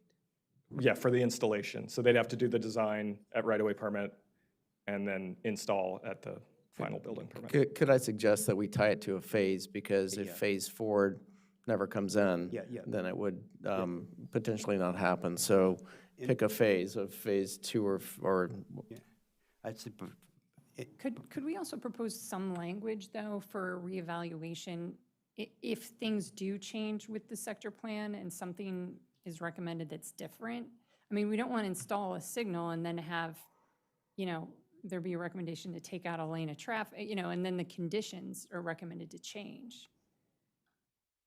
I don't understand. I mean, I would assume that it would be largely in alignment with, I don't want to presume what the ultimate recommendation, but also keep in mind, the master plan or the sector plan, this is a 20, 25-year implementation horizon. And so if there are capital recommendations associated with Century, those will still take a long time. Road diet, reconfiguration, though, probably long after this project is done. So that's just one thing. And just to clarify too, for any change in the condition will not change the other improvements to this intersection, such as straightening up the crosswalks and all that kind of thing, right? The curb cuts and all that. Like, none of the condition change would affect that, whether or not there's a light there. No, it would. Good. All right, that's Yeah, what I want to know. So it shouldn't be at the end of phase. I'm fine with phase 2. So, By the do you want me to pu- try it again? Yes. Okay. Before the issuance of right-of-way permit, the applicant will need to submit all designs and receive approval from MCDOT for the traffic signal installation at Century Boulevard and Kinster Drive. Before issuance of the final building permit of phase 2, the applicant is responsible for installing the traffic signal. Is that? Yes. Can I ask for clarification? This condition 15, is this within the prior preliminary plan, or is Yes, this from DOT's this was a letter? prior condition. Okay. Okay, so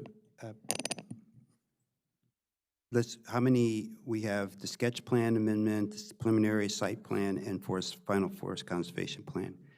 So we should take them off here.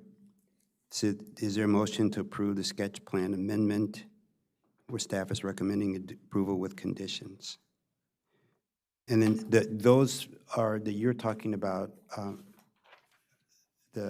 about this signal, is that in the preliminary plan amendment, or what, is that in the preliminary plan amendment? Yes, this would be, so we'd remove the 15B, the previous 15B condition In the preliminary plan. as they requested and replace it with a new condition, which would be the one I read. Okay, great. So we're starting with the sketch plan. So there's a motion to approve the sketch plan amendment with conditions. Where is the signal, in which plan? That would be in the preliminary plan. Preliminary plan, okay. I just wanted to make sure. We got 4 to do. Let's go with one first. I'll move to approve the sketch plan with amendments. Second, All in favor? Aye. aye. Aye. So a motion to approve the preliminary plan amendment where staff is recommending approval with conditions, including the change in the signal installation. Before I move, can I confirm on the additional condition we discussed with Commissioner Linden's comment, not on the traffic, but site plan? Okay, making sure that we're in the right plan. Just trying to scroll through, and there's a lot of pages. All right, in that case, move to approve the preliminary plan with conditions and the adjustments discussed today. All in favor? Second. I'm second. Well, I want this, preliminary plan approved. I like the affordability that you have in here, and it's something that is unique and is needed. But I'm not sure that if I'm willing to add, to the cost of each unit, another 2,000 or 3,000. We are doing all of these things to make it more affordable for people that probably, hopefully, that would be their first house. So I do support the preliminary plan, but I do have reservation for an unnecessary, I understand and support traffic safety, pedestrian safety, bikeway safety, and I think that we could achieve those with the other ways. And but I see I'm the only one, looks like it, that is there. So I'd approve it, but I want to make sure that I put in the record that I'm not happy about increasing each unit, cost for each unit. So that's yes. Okay. So there is a motion amendment. We don't have, did I'm he, sorry. Sean, did you read? You seconded. Commissioner Sean. Linden seconded. Did you approve? No, we didn't vote yet. Oh, okay. I thought I voted. Commissioner Linden, okay. All in favor? Aye. Aye. Aye, the ayes, none opposed, so 5-0. There's a motion to approve the site plan. The staff is recommending approval of conditions, including the comment on the child play area. Yeah, move to approve the site plan with amendments, including the addition of the reevaluation of the playground and the location of the playground. Second. All in favor? Aye. Aye. Aye. The ayes have it, 5-0. There's a motion to approve the forest conservation plan. The staff's recommending approval with conditions. Yeah, move to approve the forest conservation plan with just the conditions that were given to us today and anything we discussed. Second. All in favor? Aye. Aye. Thank you for bringing this project. It's definitely needed, and look forward to its construction. Thank you. A 1-minute break and start with our next item. Thank you.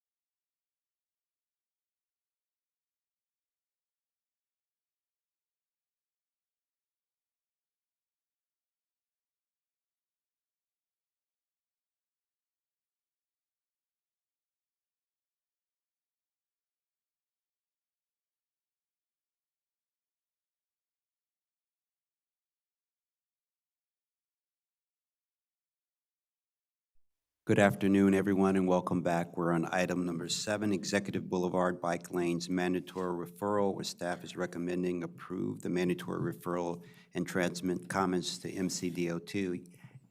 And today we have Eli Glazer presenting this item. Welcome. Thank you, Chair and members of the board. My name is Eli Glazer, Transportation Planner with Montgomery Planning, here to present the Executive Boulevard Bike Lanes Mandatory Referral. Just a reminder, the mandatory referral law requires all capital projects to submit for mandatory referral review by the commission for advisory purposes. The outline today, we'll go through key information about the project, describe the corridor, talk about the community feedback received, do our review, and then conclude and open to questions from the board. Key information to know, this is a proposal to construct one-way separated bike lanes on both sides of Executive Boulevard, Grand Park Avenue. The road changes its name along the 3-block extent between Nicholson Lane to the south and Old Georgetown Road to the north. So from Nicholson Lane to the south, Old Georgetown to the north. This is funded through the county CIP, and staff recommends approval and transmittal of comments. On the north side, this project would create a low-stress connection to Pike and Rose, which is immediately north of the red circle. It links to separated bike lanes currently in design along Old Georgetown Road, between Town Road to the west and Rockville Pike to the east. At the southern end, it would extend existing one-way separated bike lanes on Executive Boulevard between Nicholson Lane and Wood Glen Drive. Wood Glen Drive is the on-street connection for the Bethesda Trolley Trail that continues to the south. Further afield, if we zoom out, this project will connect to the existing Neville Street separated bike lanes, the Marinelli Road separated bike lanes, and then the Josiah Henson Parkway shared use path. So this is, I would say, an integral connection in the North Bethesda Bikeway network. We're very excited that Montgomery County DOT has brought this to us today. Existing conditions, this is Executive Boulevard facing north. From Nicholson Lane, you can see the existing two-way separated bike lanes in the foreground here, to this in the lower part of this image. This project essentially proposes to extend that in the same general configuration to the north. It proposes to do that by, in the surrounding area, we have local park, we have condominium communities, we have on the east side, Bethesda North Marriott Hotel and Conference Center, and then like I said, just north of the site is the Pike and Rose project. In the development pipeline, there is one project, Evolution Labs Phase 1, which is 236,000 square feet of R&D space, where the yellow star is, just north of Wall Local Park. That project is conditioned to provide a 6.5-foot one-way separated bike lane with a 5-foot concrete buffer along their frontage. If in the event that the proposed project from MCDOT is constructed before the Evolution Labs development, the bikeway along the frontage will be updated at the time of development. Moving on to the corridor description. In general, the bikeway will have 5-foot wide bike lanes with a 5 to 5.5 foot buffer in both directions. This is the same configuration as Executive Boulevard South, and the bike lane space will come from removing one travel lane in each direction. The typical cross-section is shown. 11-foot travel lanes, a 10-foot shared left turn lane, concrete medians of varying width, like I said, between 5 and 5.5 basically, and then 5-foot bike lanes. The intersections we're talking about here, not recommending any changes to signalization here. Old Georgetown is signalized, Banneker Avenue has side stops, Marinelli Road and Nicholson Lane are both signalized. And in terms of the intersection design for this project, the proposed project includes protected corner islands where intersection geometry permits bike turn cue boxes and green cross bike markings, as have become standard for Montgomery County DOT projects. In terms of traffic analysis, the project design reduces the number of travel lanes in each direction from 2 to 1. It also changes the approach configuration at all 3 signalized intersections, generally from a left lane, a through lane, and a right lane to a left lane and a through right, which you can see in the graphic to the right or in the staff report. Intersection counts for the traffic analysis were collected in April and May of 2024. with particular attention paid to the North Bethesda Marriott and Convention Center use, which had expressed concern about Saturday traffic volumes. So the staff did a Saturday count as well and did analysis on Saturdays to confirm that the changes would be consistent. In terms, we're just going to walk through very quickly the traffic analysis from north to south. Essentially, we're comparing the AM base and the AM build condition. So the two gray ones here show overall in the morning, there's about 0.3 more seconds of delay per vehicle overall in the morning at this intersection. In the evening, in the afternoon, there's about 1.3 seconds more of delay. And then on Saturdays, there's like 0.6 seconds more of delay at this intersection. I'm gonna keep moving. Marinelli, so we keep power. Similarly, Marinelli Road, there's 0.3 more seconds of delay per vehicle in the morning, 0.2 seconds in the afternoon, and then on the weekend, 0.3 additional seconds. And then at the far south, Nicholson Lane, we're at 0.5 additional seconds in the morning, 0.2 additional seconds, and then 0.4 additional seconds on Saturday. So this is not obviously a lot of delay. This is insignificant. The feedback that has been received, Montgomery County DOT held a public meeting on February 10th of this year. Those who supported the design liked it because it increased low-stress connectivity in the area and to surrounding neighborhoods, and it improved safety. Those opposed conveyed that they thought it would have low ridership, it would be redundant with bike lanes already on Old Georgetown Road, and would increase traffic congestion. We've received some correspondence about this that's in your packet. Largely, that correspondence it would say to not add more unused bike lanes, and that barrier-protected bike lanes are not necessary for the amount of biking that happens, and that striped bike lanes are sufficient. I think from the traffic analysis that has been done, these lanes have negligible impact on traffic congestion, and just the way the geometry of this corridor is, the difference between a striped bike lane and a barrier bike lane is very minimal from a traffic perspective, but obviously has massive safety benefits for separating bicyclists. In terms of our review, from a general plan perspective, the proposed project is consistent. Obviously, building out a network of safe, comfortable, and appealing pathways is really core to thrive and to creating complete communities. On the Master Plan of Highways and Transitways, the proposed project is not consistent. For one main reason, the plan identifies this corridor as a downtown boulevard with 4 travel lanes and a 25-mile-per-hour speed limit. The project would reduce the number of travel lanes to 2 with a 30-mile-per-hour posted speed limit. So by reducing it to 2, that would point to an inconsistency with the Master Plan of Highways and Transitways. That being said, because the Evolution Labs approval from June 2023 already proposed removing one of the southbound travel lanes, the design of this project is consistent with what has already been approved and conditioned for the corridor.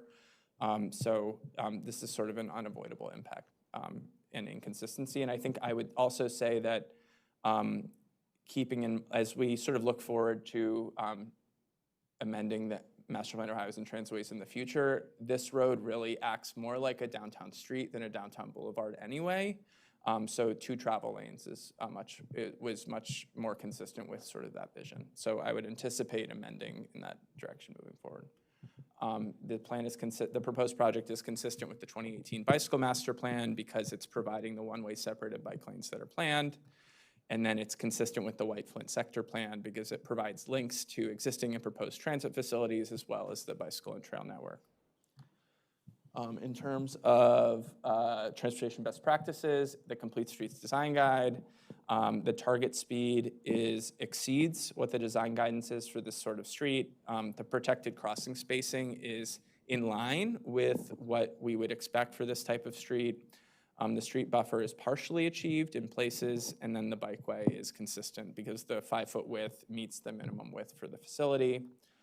In terms of pedestrian level of comfort, generally the pedestrian pathways score as uncomfortable or undesirable today. You can see in the image here, there's a sidewalk immediately adjacent to the travel lanes without a landscape buffer. With the addition of the one-way separated bike lanes, which obviously buffer the pedestrian space from the travel lanes on the roadway, the pedestrian level of comfort score in these locations will change from undesirable to uncomfortable in places, and then further north, between Marinelli and Banneker to the north, we would see changes from somewhat comfortable to very comfortable. So by providing the buffer, we're seeing improvements in pedestrian level of comfort. And then in terms of bicycle level of traffic stress, changing from an on-road condition to a separated bike lane condition, we see a change from high and moderate stress for the whole corridor to low stress. Our comments are pretty straightforward here, that the speed limit on this corridor should be reduced from 30 miles per hour to 20 miles per hour. Currently, it's 30 miles per hour in this corridor, but immediately south on Executive, the same street, south of Nicholson Lane, it's 20 miles per hour. So our proposal, because this project removes a lane on the roadway, changes its character and the expectation that drivers have when using it, we would ask that we would match the target speed for this type of road with the posted speed. So a 20 mile per hour posted speed will improve visibility for all road users and help reduce crash severity. We would also recommend raising the bikeways to sidewalk level at all the driveways as shown in this graphic.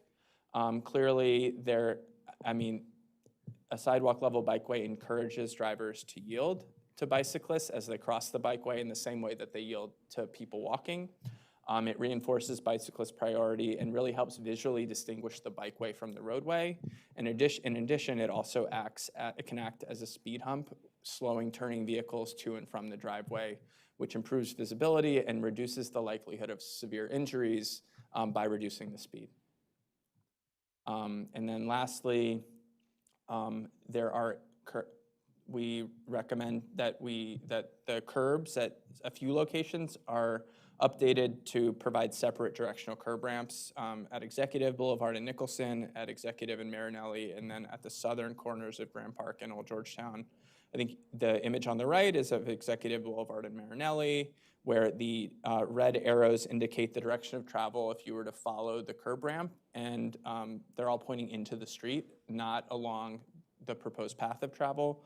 So providing curb ramps that actually guide you in the crosswalk direction is the recommendation, which is in line with the Complete Streets Design Guide and also the county's accessible design guide. One question on that. It's a great recommendation. We see it all the time from you all to kind of true up or square up the direction of these ramps, which is great. Does that relate to are there federal guidelines or requirements that also speak to the direction of the ramps? Because it sounds like we've incorporated in county at least guidance, but are anything federally with accessibility or ADA for that matter? Thank you, Commissioner Lennon. Matt Johnson from County DOT for the record. No, there's no federal requirement that the curb ramp align with the crosswalk. It's a best practice. It's not a requirement. Okay. And in this case, just to address the comment, we are not touching the sidewalks as part of this project or the curbs, and so we're basically just leaving them alone and adding bikeway buffers. That's why they're not adjusted here, is because it's sort of out of scope of what the project was contemplating. Thanks. So those are the transportation comments. From an environment and climate perspective, the project area crosses through 2 watersheds, but the proposed work takes place within the existing right-of-way and existing roadway, which really minimizes the environmental impacts. There is an approved forest conservation exemption that was issued on November 21st, 2025. There is an approved stormwater management concept from November 19th, 2025. In terms of historic preservation, the proposed work has no direct impact on any historic resources. And then from a parks perspective, while a part of the proposed improvements are along a portion of the Wall local park frontage, Parks feels that the proposed bike lanes will improve access to the park and that there are no direct impacts to Wall local park at this time. But as always, if design changes and there are proposed temporary or permanent impacts to parkland, the design is required to go through the park's concept review and the park construction permit review processes. So, but MCDOT and Parks have collaborated on this design to reduce impacts and eliminate impacts to parkland. I do not believe there's testimony on this item. And with that in mind, we can conclude. Great. I see you have representatives from MCDOT and is it Stantec area? Would you like to make a presentation? We don't have a presentation prepared. We're just here to answer any questions. Okay. So I just had a couple. One, you talked about raising the bikeways to sidewalk level at all driveways. How many, is that a lot of work? Is it a lot of driveways, or are you just talking about the intersections, or are there, so you had some, is that a? I would say there are a number of driveways. I think we are sensitive to the fact that changing the elevation of the bikeway could create stormwater management challenges, and absolutely defer to engineering judgment from MCDOT on what is feasible. We don't want to make the project cost increase significantly to do this. It would just help, obviously, improve visibility and safety. So. Okay. Any comment on that? Yeah, I think that we would probably not be able to comply with this recommendation given the drainage impacts. We're certainly open to doing raised bikeways. We have done them elsewhere in the county. This project is one that's being funded through our Bikeways Minor program.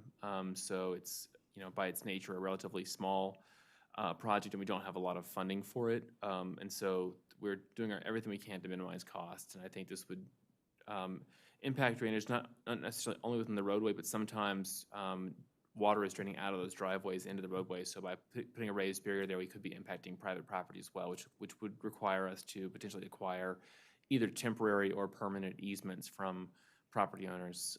So it sort of increases the scope of the project. We think it's a great recommendation in terms of a general recommendation for how to improve safety. It's just we're not sure it's feasible as part of this project. Okay. My last question is about lowering the speed limit from 30 to 20 on Executive Boulevards, I guess, because it's 20 miles an hour south of Nicholson. What's your thought on that? So I'm in the Division of Transportation Engineering. Speed limits are something that's in our traffic division, so we would have to consult a different division on that one, so I can't actually answer whether we would be willing to do that or not.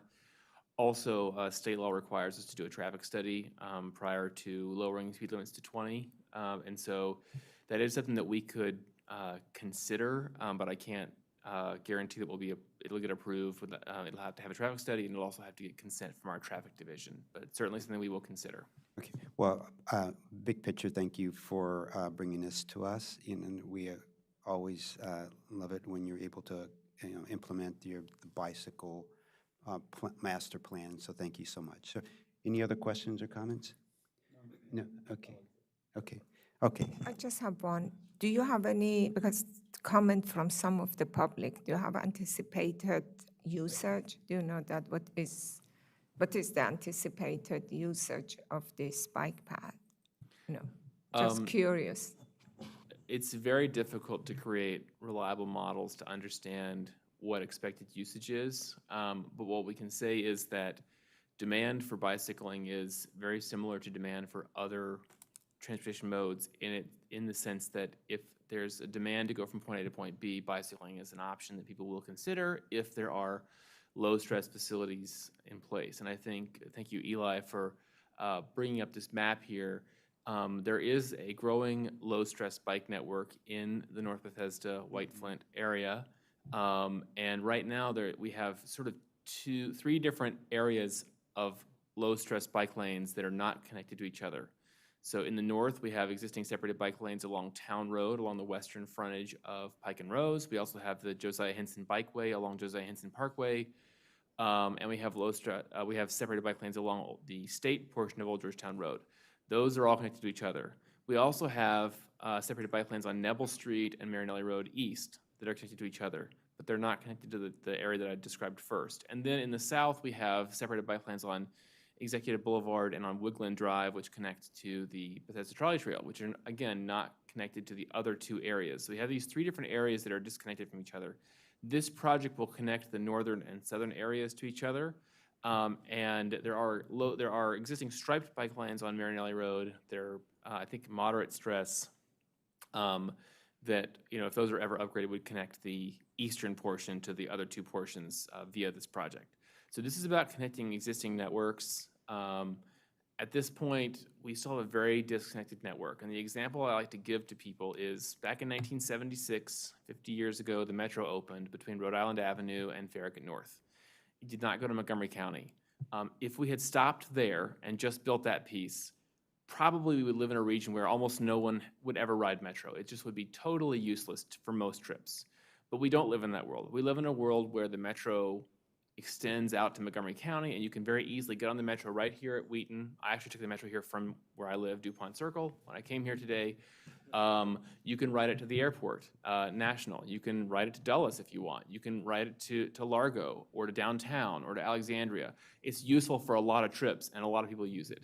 But if we had just built a few pieces here and there, like a line that went, right now we have a line that goes from Shady Grove to North Bethesda, very useful when it's connected to the rest of the network, but right now it's kind of a pain because you have to take a shuttle Well, bus. So that was not what I imposing. I just wanted to know what is the traffic, frankly, just that one. I was not imposing that. Don't build it. I know, but maybe we could just tell that how many people are using. That's just a curiosity. What we can, but I support the project. I think it's a good idea. well, But what I we can think, say from what other. he's sort of describing is demand is connected to how many places can get I safe and that are understand. useful. I So, understand that. I was just wondering that what is the traffic? Because frankly, with Old Georgetown Road, I keep hearing from people that is not being used. So I'm hoping that the traffic has increased. And I agree with you. This definitely would help for people, but probably most of the people that they're using it, I don't know. That's the question that I'm asking you. They're using it for transportation purposes rather than recreational. Yes. And to getting from point A to point B in the same area that they need to go probably shopping or just go do something or go to work if they live close by. I was just wondering that if you have any idea of what is the existing, and I definitely agree with you that when you make it connected, it's probably going to be used more. Well, what we can say is that from other locations in the county where we have built separated bike lanes, we do see increases year over year in riding. The increases are still small, and the initial numbers are still small at this point. But again, the network is not particularly connected completely. But we saw that in Silver Spring, where every time we build a piece of the network, we see increases not only on the new bike lane, but also on the bike lanes that connect to it. So we are seeing increases. And so we would expect a similar increase here. And North Bethesda probably is the area of the county where we're building the most network the fastest because we have so many developers who are contributing to development to bike lanes as well as county capital projects. So North Bethesda is very soon going to have probably one of the more connected bike networks in the county, along with Silver Spring, where we've been investing in a lot of capital by the county itself. Thank you. And we know that there are several North Bethesda projects in the pipeline, so that as they get under construction and build out, they will use this. But great question, Commissioner I Padoan. still didn't get my answer, but it's okay. But he's going to send it But to you. it's okay. I still didn't get my answer, but that's okay. Okay, so we have one more project. So why don't we wrap, hearing or seeing no other comments or questions, is there a motion to approve the mandatory referral and transmit comments to MCDOT? I will move to approve the mandatory referral and transmit the comments. Second. All in favor? Aye. Aye. Aye, the ayes have it. Thank you so much, and things went, oh, there you go, okay. We have one more project. Well, let's just take a 1-minute break and quick break, and we'll start with our last project, Burlington Avenue, 13th Street, separated bike lanes, mandatory referral, where staff is recommending approval to transmit the mandatory referral comments to MCDOT. Thank you.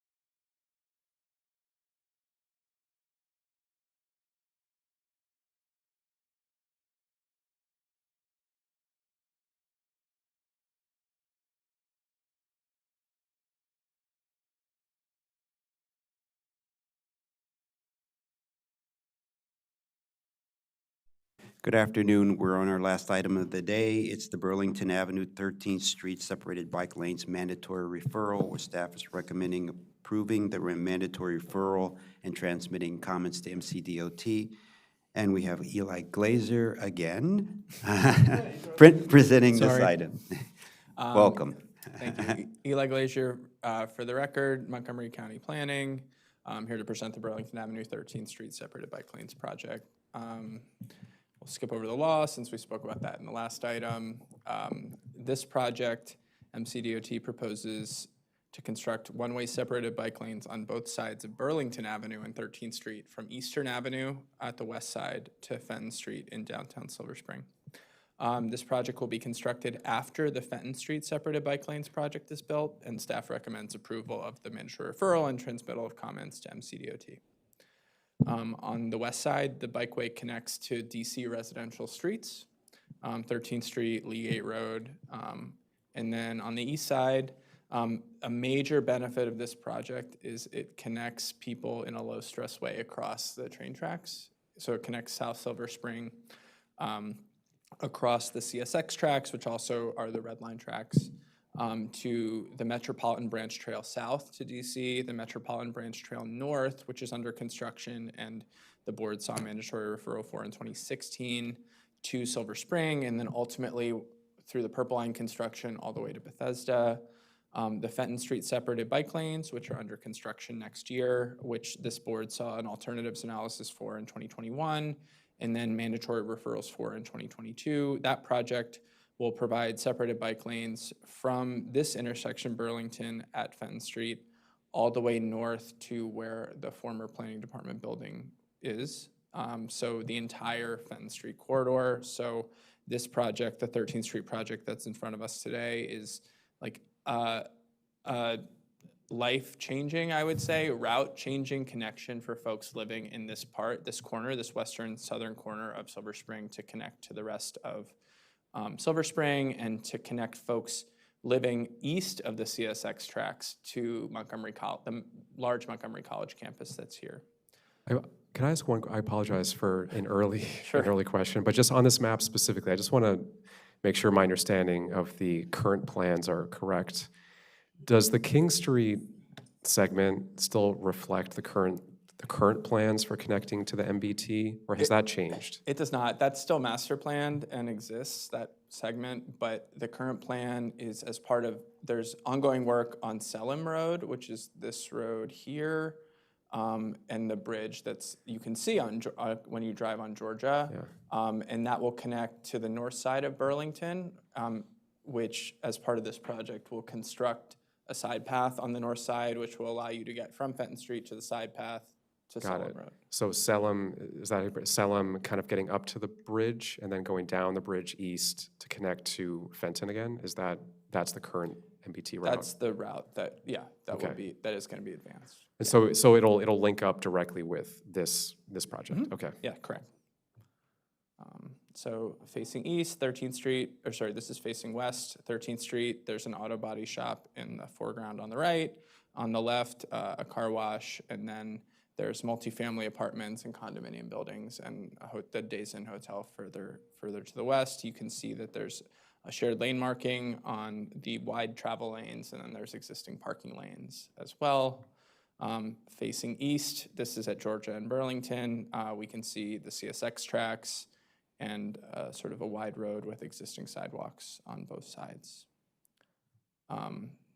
In general, the bikeway design is for 6-foot wide bike lanes with a concrete buffer of varying width between 1 foot and 10 feet. The narrower buffers in the more constrained sections, like the bridge itself, there's obviously limited space on the bridge to provide buffering, but there's still separation on the bridge. And then where the previous project provided bike lane space by removing a travel lane, this project is very creative in using a variety of options to provide the space, whether that's removing one or both parking lanes, narrowing travel lanes, narrowing the sidewalk, or removing landscape buffers between the sidewalk and the roadway. There's a number of cross sections that we're going to walk through just because the configuration of the roadway changes. These are the same as in the staff report, but it's just moving from west to east, A, B, C, and D. So A is at 13th Street from Eastern to Kennett Street facing east, and we can see two travel lanes, two 11-foot travel lanes, a parking lane on the north side, so the left side of the image, and then 6-foot bike lanes with 2-foot buffers. And then the sidewalk of varying width. Moving east, section B, we have two 11-foot travel lanes, 2-foot buffer on the south side, so on the right with 6-foot bike lane. And then there's just a painted buffer on the north side, so on the left, because that auto body shop has existing very active garages and driveways. So it would have been difficult to impossible to provide a concrete buffer there while still maintaining that use. So the MCDOT design is sort of thoughtful in how it handles the existing business. I have a question here. When you put these concrete buffers, does it going to interfere with the drainage of the lane, through lane? Where, or how do we, because it's sort of take away from the road, correct? So how, There are, again, Matt Johnson from County DOT for the record. There are gaps in the buffer to permit water drainage at periodic intervals and designed with the specific drainage paths in mind, so the water can get to the existing inlet structures. and the water goes through the bike path and then reach to wherever that currently is? It would, if there was a barrier, like just for example, in this image, the water would run down across the roadway to the curb at the edge of the eastbound through lane. It would run down that gutter downhill, which would be toward 13th Street, toward Eastern Avenue, until it gets to a gap. It would then run through that gap across the bike lane to the existing gutter pan, and then would run down that gutter pan until it gets to an inlet structure. Okay. Thank you, Mr. Johnson. Section C is just east of Georgia Avenue. You can see this is a wider section. We're approaching the bridge now. There's turn lanes that are maintained, through lanes.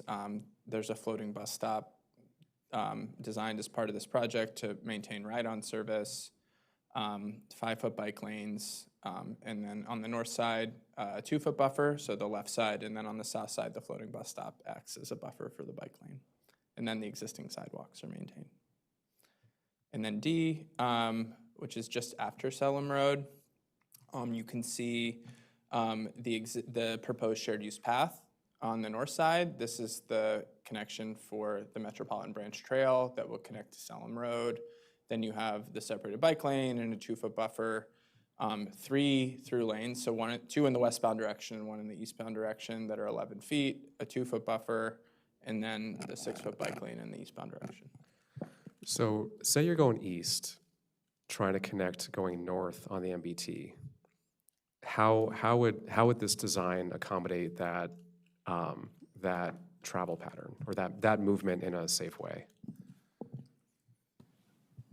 Commissioner, that's an excellent question. This design does not really contemplate a cyclist going eastbound, transitioning from the bike lane into the shared use path, the Metropolitan Branch Trail at Salem Road, because there's no safe crossing at that location. There's no signalized crossing there, and given the crest curve of the roadway, it creates visibility issues. My recommendation for a cyclist making that maneuver would be to cross over at Georgia Avenue and ride on the sidewalk, or to continue past the intersection to Fenton Street, cross at Fenton, and then ride back on the path, so backtrack a little bit. So that makes sense given this current design. Do you think it's worth having signage plans to help cyclists understand? I guess you don't want signs to necessarily encourage explicitly sidewalk riding, but I could see how this could be sort of confusing, at least the first few times you do it, or maybe the first time you do it. After that, I guess you could probably figure it out, but it's inconvenient to have to go all the way down to Fenton, cross, circle back. Sidewalk riding, it's not if memory serves, it's not a particularly wide sidewalk west of Salem, and so that feels maybe a little uncomfortable, although you will be buffered by the bike lane at that point. Were there any other design considerations to help folks make that that move? Yeah, so we discussed extensively how to accommodate this section of the Metropolitan Branch Trail. So I think you're probably aware that originally the Metropolitan Branch Trail was planned to go underneath the bridge here through a new tunnel and Yeah. connect to King Street. So there would not have actually been a connection to Burlington Avenue at grade. Once the tunnel was canceled, this project was already in planning, and it became a question of how do we get people from the Metropolitan Branch Trail segment that goes past Silver Spring Metro Station to the section that goes past Montgomery College. And we looked at a variety of options, but what was determined was the best thing to do was to incorporate a small section of shared use path along this project between Sealam and Burlington and Fenton Street along Burlington to provide that connection, which is what we're doing. So we're actually building a small piece of the Metropolitan Branch Trail as part of this. We looked at which side of the street it should be on.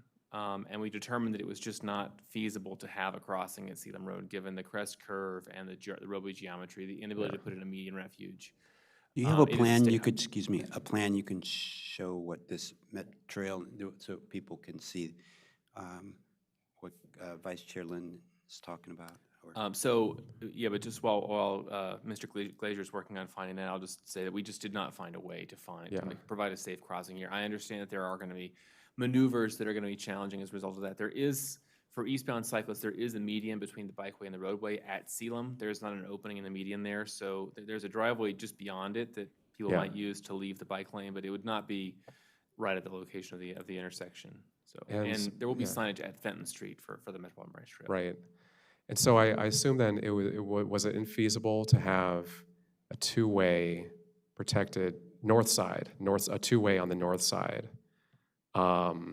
basically from Georgia. Well, I mean, I'll just say the whole thing. Was that infeasible along the entire stretch to have a two-way on the north side? Due to the intersection operations, especially at Georgia Avenue, and the State Highway Administration, which controls Burlington Avenue, it's not an official written policy, but it's one that they enact on us, which is that two-way bike crossings of state intersections are very difficult. They require us to use to generally use bicycle signal full phase separation, and this intersection, given it's a five-legged intersection with a very heavy diagonal right movement for Maryland 410, it just was not feasible to consider a two-way facility for the entire length of the project. Yeah. Just for my own information, could you describe sort of what is the rationale from the state's perspective about why they would consider a two-way crossing different than two separated one-way crossings? I think it just has to do with the fact that drivers have to look at they have to look at bicycles coming from both directions, and they just are less comfortable with that, so.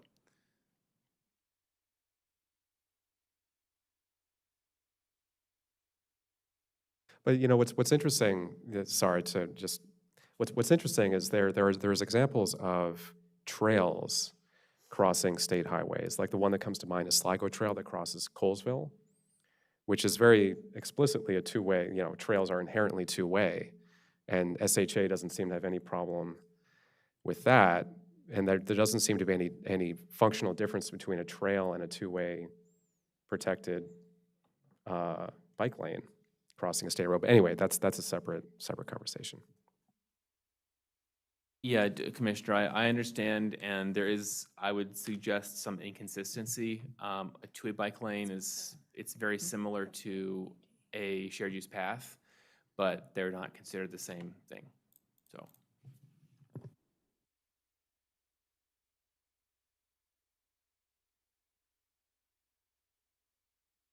Sorry, having a little trouble pulling up the plan set for that, but I think suffice it to say, the design for this and the master plan recommendation for this road sort of assumed the underpass, so the sort of movement that Commissioner Linden was talking about was not contemplated. And I think if it had been, we may have had a different bikeway recommendation for this road on the north side like you're talking about. So it's not an ideal situation, but I think with this, and then we also had some questions from a member of the public about the ability to turn from eastbound Burlington Avenue on to Fenton Street northbound, and if there could be some more queuing space there. And that's another situation where the design for that intersection has been like at this point thoroughly vetted and approved and like it is what it is with SHA, and there isn't an opportunity at this point to provide more of that space. So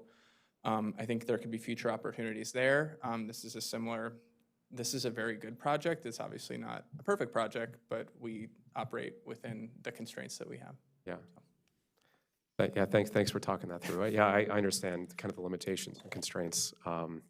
Hopefully there's something that we can do to help cyclists navigate who want to make that movement, whether it's through signage or something else. But in the future, maybe there's also another opportunity to revisit this. I think understood. I think there's an opportunity, if we add an additional comment about the wayfinding, to explore how to convey, how to do that in a safe way. I think staff would support that.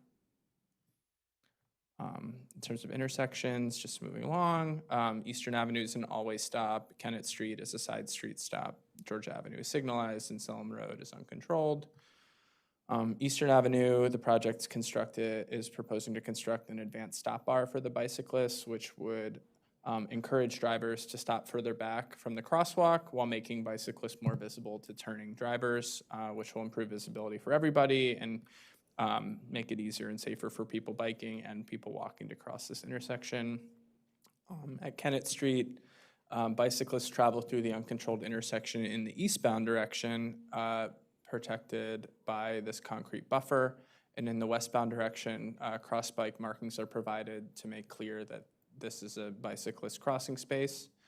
And then drivers that are turning from Kennett Street on to 13th Street have to stop at a stop sign before proceeding across the bikeway. At Georgia Avenue, there are protected corner islands at two of the southern corners, as well as green cross bike markings. I think, unfortunately, the geometry of this intersection and the complexity does not allow for protected corner islands at the northwest or northeast corners. I think that's something that we would have loved to see, but just given the constraints that exist here, it wasn't possible. At Salem Road, bicyclists travel through the uncontrolled intersection in the eastbound direction with the concrete buffer, and in the westbound direction, there are the cross bike markings. And as Mr. Johnson said, you can see the Metropolitan Branch Trail here. This is a wider shared use path section that will allow people to go onto Salem Road to get onto the Met Branch Trail, or continue on the Met Branch Trail.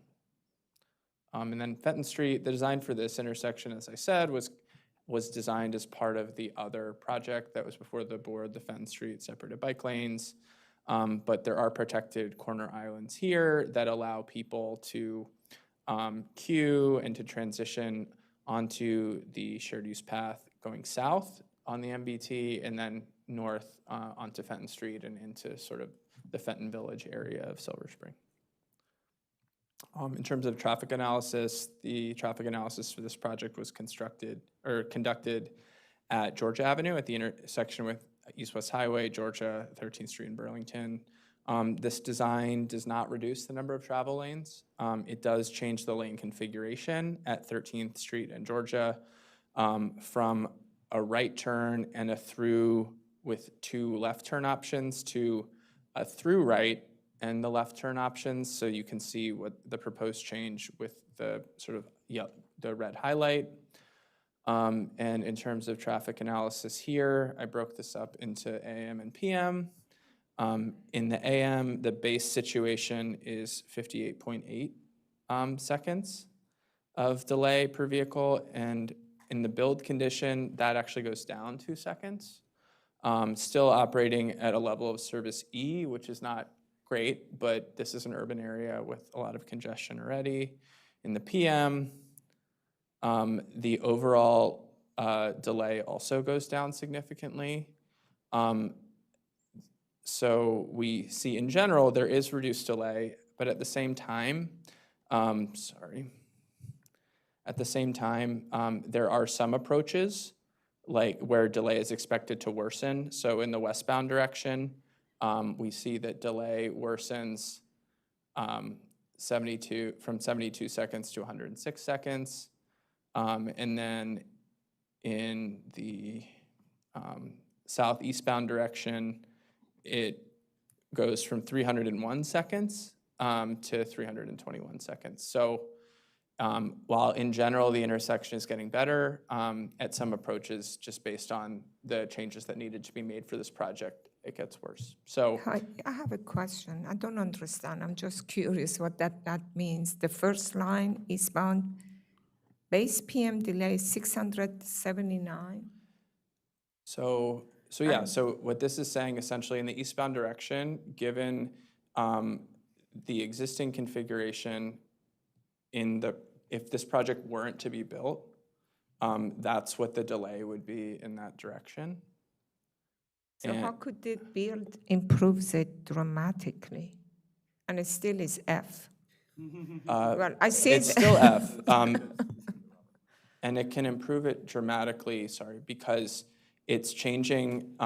So today, the through lane is combined with the left turn lanes.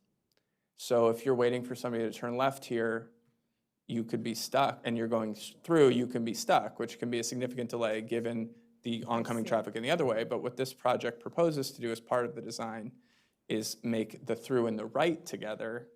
And it's obviously much easier to make a right turn. So if there's a right turning vehicle in front of you, it's easier to clear that vehicle out of the intersection so you can continue. I'm wondering why they didn't do it now, because we are not adding any lane. So why haven't we done it so far? Why are we waiting? What is it we are waiting for? This is a state intersection. The situation is that there actually is only officially one lane at this location. It's a 17-foot wide lane. So as far as the state is concerned, there's only a single lane approach here. It's just that when you have 17 feet, there's enough room for two cars to fit side by side, not necessarily a truck or a bus, but if there's just two cars, they can fit, and so they do. And so this is kind of an unofficial situation, and that right lane could either be a through and a right or a right only, kind of depending on what the traffic is doing. So it's an unofficial situation, and making it two lanes would require moving the center line over. It's just something that would require a lot of permitting from the state. So it kind of requires a capital project to actually happen. So I think if I could paraphrase what Mr. Johnson said, it's that Thank you. it's that the difference here, the big number that we see for what the base situation is not actually that big in reality, because drivers essentially split one lane into two and are able to make the movement. So go ahead and do that. Okay. So it's likely, I'm not a traffic engineer. I'm not going to say it's going to be like the build condition, but it's not 679 seconds per vehicle. Okay, so in reality, it's working. Yeah, I would Okay. say that having been a party to some of the conversations that MCDOT has had with SHA on this project, DOT has tried very strongly to try and show what is actually happening in reality out there, and to not give a false impression about what's happening. And it's been very difficult to be able to convey that in public documents because of the unofficial use of this lane. These are actually in second, Eli. 679 is in second. It's Yeah, like assuming about it's the one lane. 10 yeah. minutes. It's a lot of time, yeah, so that's what the analysis. We did work out a compromise with the State Highway Administration so that it will show the official, which is what this is. It will show that in the report where there's an appendix that shows the de facto as opposed to the de jure condition in an appendix. So but the state refused to approve a traffic impact statement that showed anything that wasn't official. So yeah, that's a big number, and it shouldn't be that big. Thank you. No, while I'm on the microphone, you may do it later, I don't know. Are you going to do a parking analysis also? Because I haven't seen which part of the road you remove the parking, and is that going to hurt anyone? I don't know if there are businesses there or what the parking currently is being used. If we remove them, is that working? There is a county garage on that block face. We're removing parking on the south side of the street, and there is a county garage on that block face. Okay, so there is convenient parking place. Okay, that sounds good. Thanks. In terms of community feedback, MCDOT held a public meeting at Montgomery College in 2024, which is on the project corridor, this massive destination for the area. Feedback was generally positive and focused on the benefits of the connection for South Silver Spring residents. Negative comments focused on potential congestion caused by the bike lanes, given perceptions of existing congestion issues. Staff has received project correspondence, and it's in your packet as well, about concern about pedestrian space and like missing pedestrian space as part of this project and the dangerous crossing of Georgia Avenue. And then also folks unsure of the value of this connection when the Spring Street Bridge opens. And then also, we also received correspondence in support of this project to provide connections from folks west of Georgia Avenue across the train tracks. I think the only thing I'll say about this is that we've shown, the traffic analysis shows that there's improvements to the traffic situation given the signalization changes. And then the Spring Street Bridge is like at the very north end of the Silver Spring Central Business District, and this project is at the very south end. So they're not really substitutes for each other. Like you really need both connections. So essentially asking folks to just like go all the way north to Spring Street to come back down into sort of South Fenton Village is not really helpful. And there aren't low stress connections on the west side to get you to Spring Street from here at this point anyway, because we have existing bike plan recommendations to put separated bike lanes on East-West Highway, which would get that connection, and then up to 16th Street as well. So it's a point well taken that there are other routes potentially in the future, but we obviously support a network where there are many different ways to get in a low-stress way between different destinations.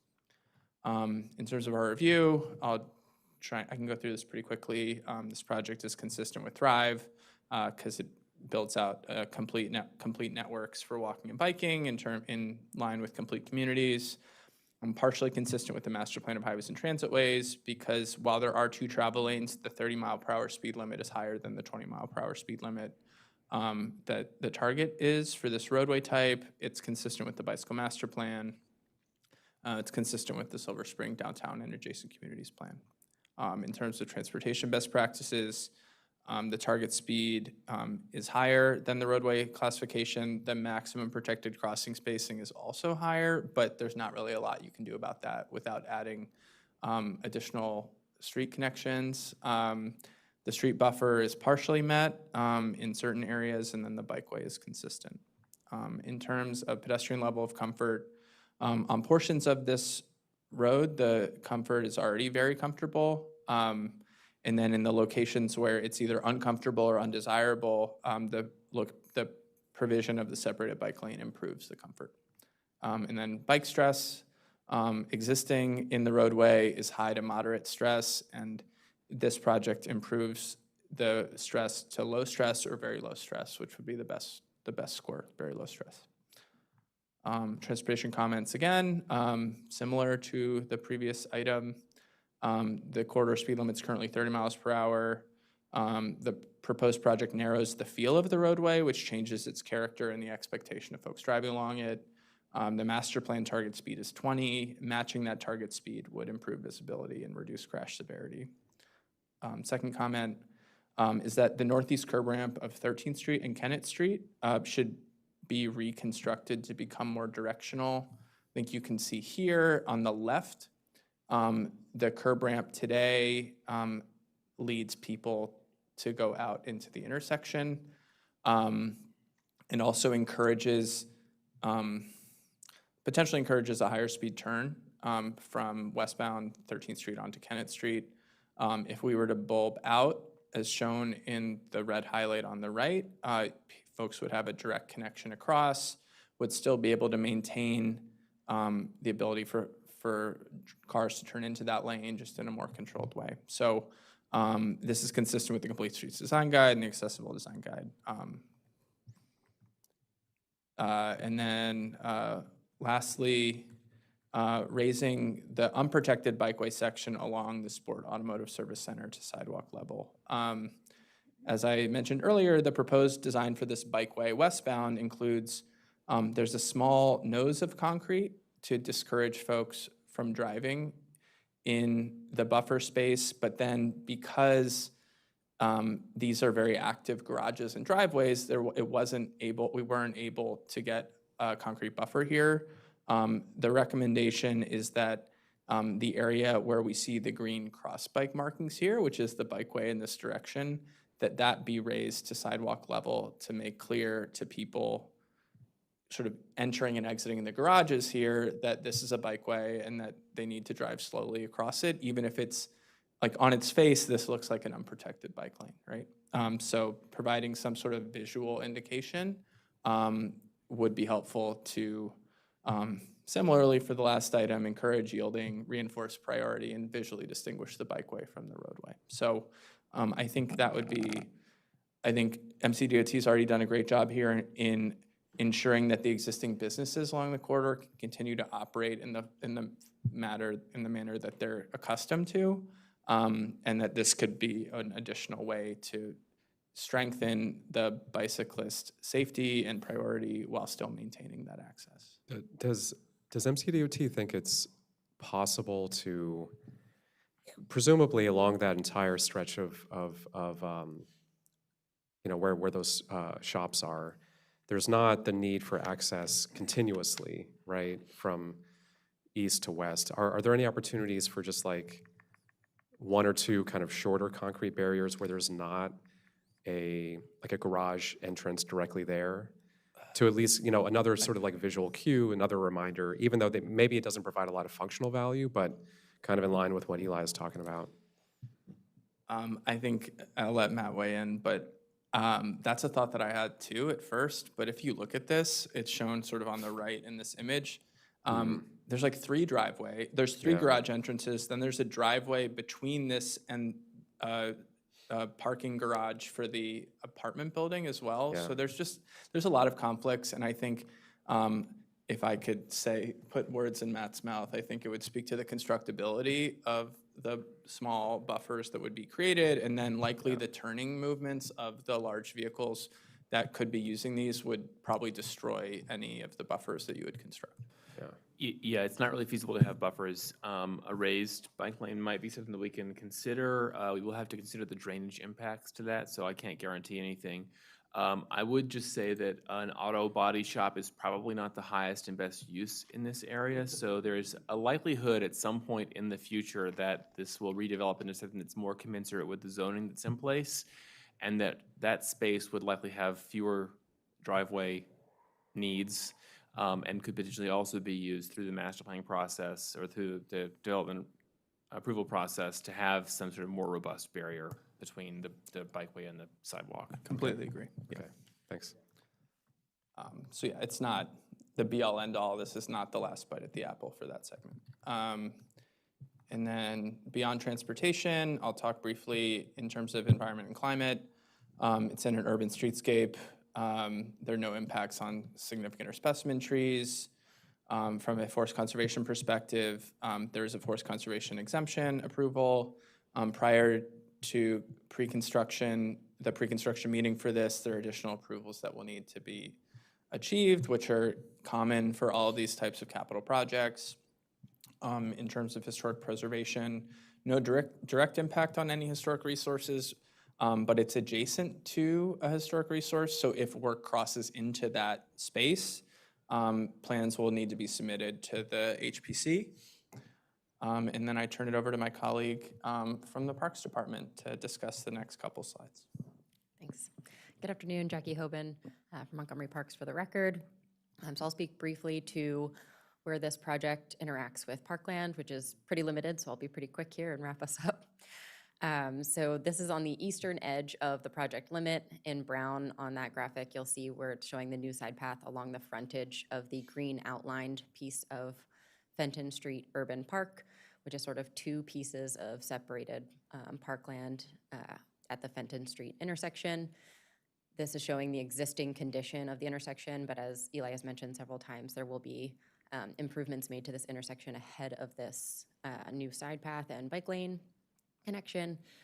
And so in red, there are highlighted areas showing parkland conveyance that will be made as part of the Fenton Street intersection project, so the separate project that we've discussed. In yellow, we highlight 2 other pieces of proposed parkland as part of the 2022 Silver Spring and Adjacent Communities Master Plan. And so our major comment associated with this project is that DOT convey any unused right-of-way to parkland. The larger rectangle of yellow to the west side of the park is currently another auto body shop.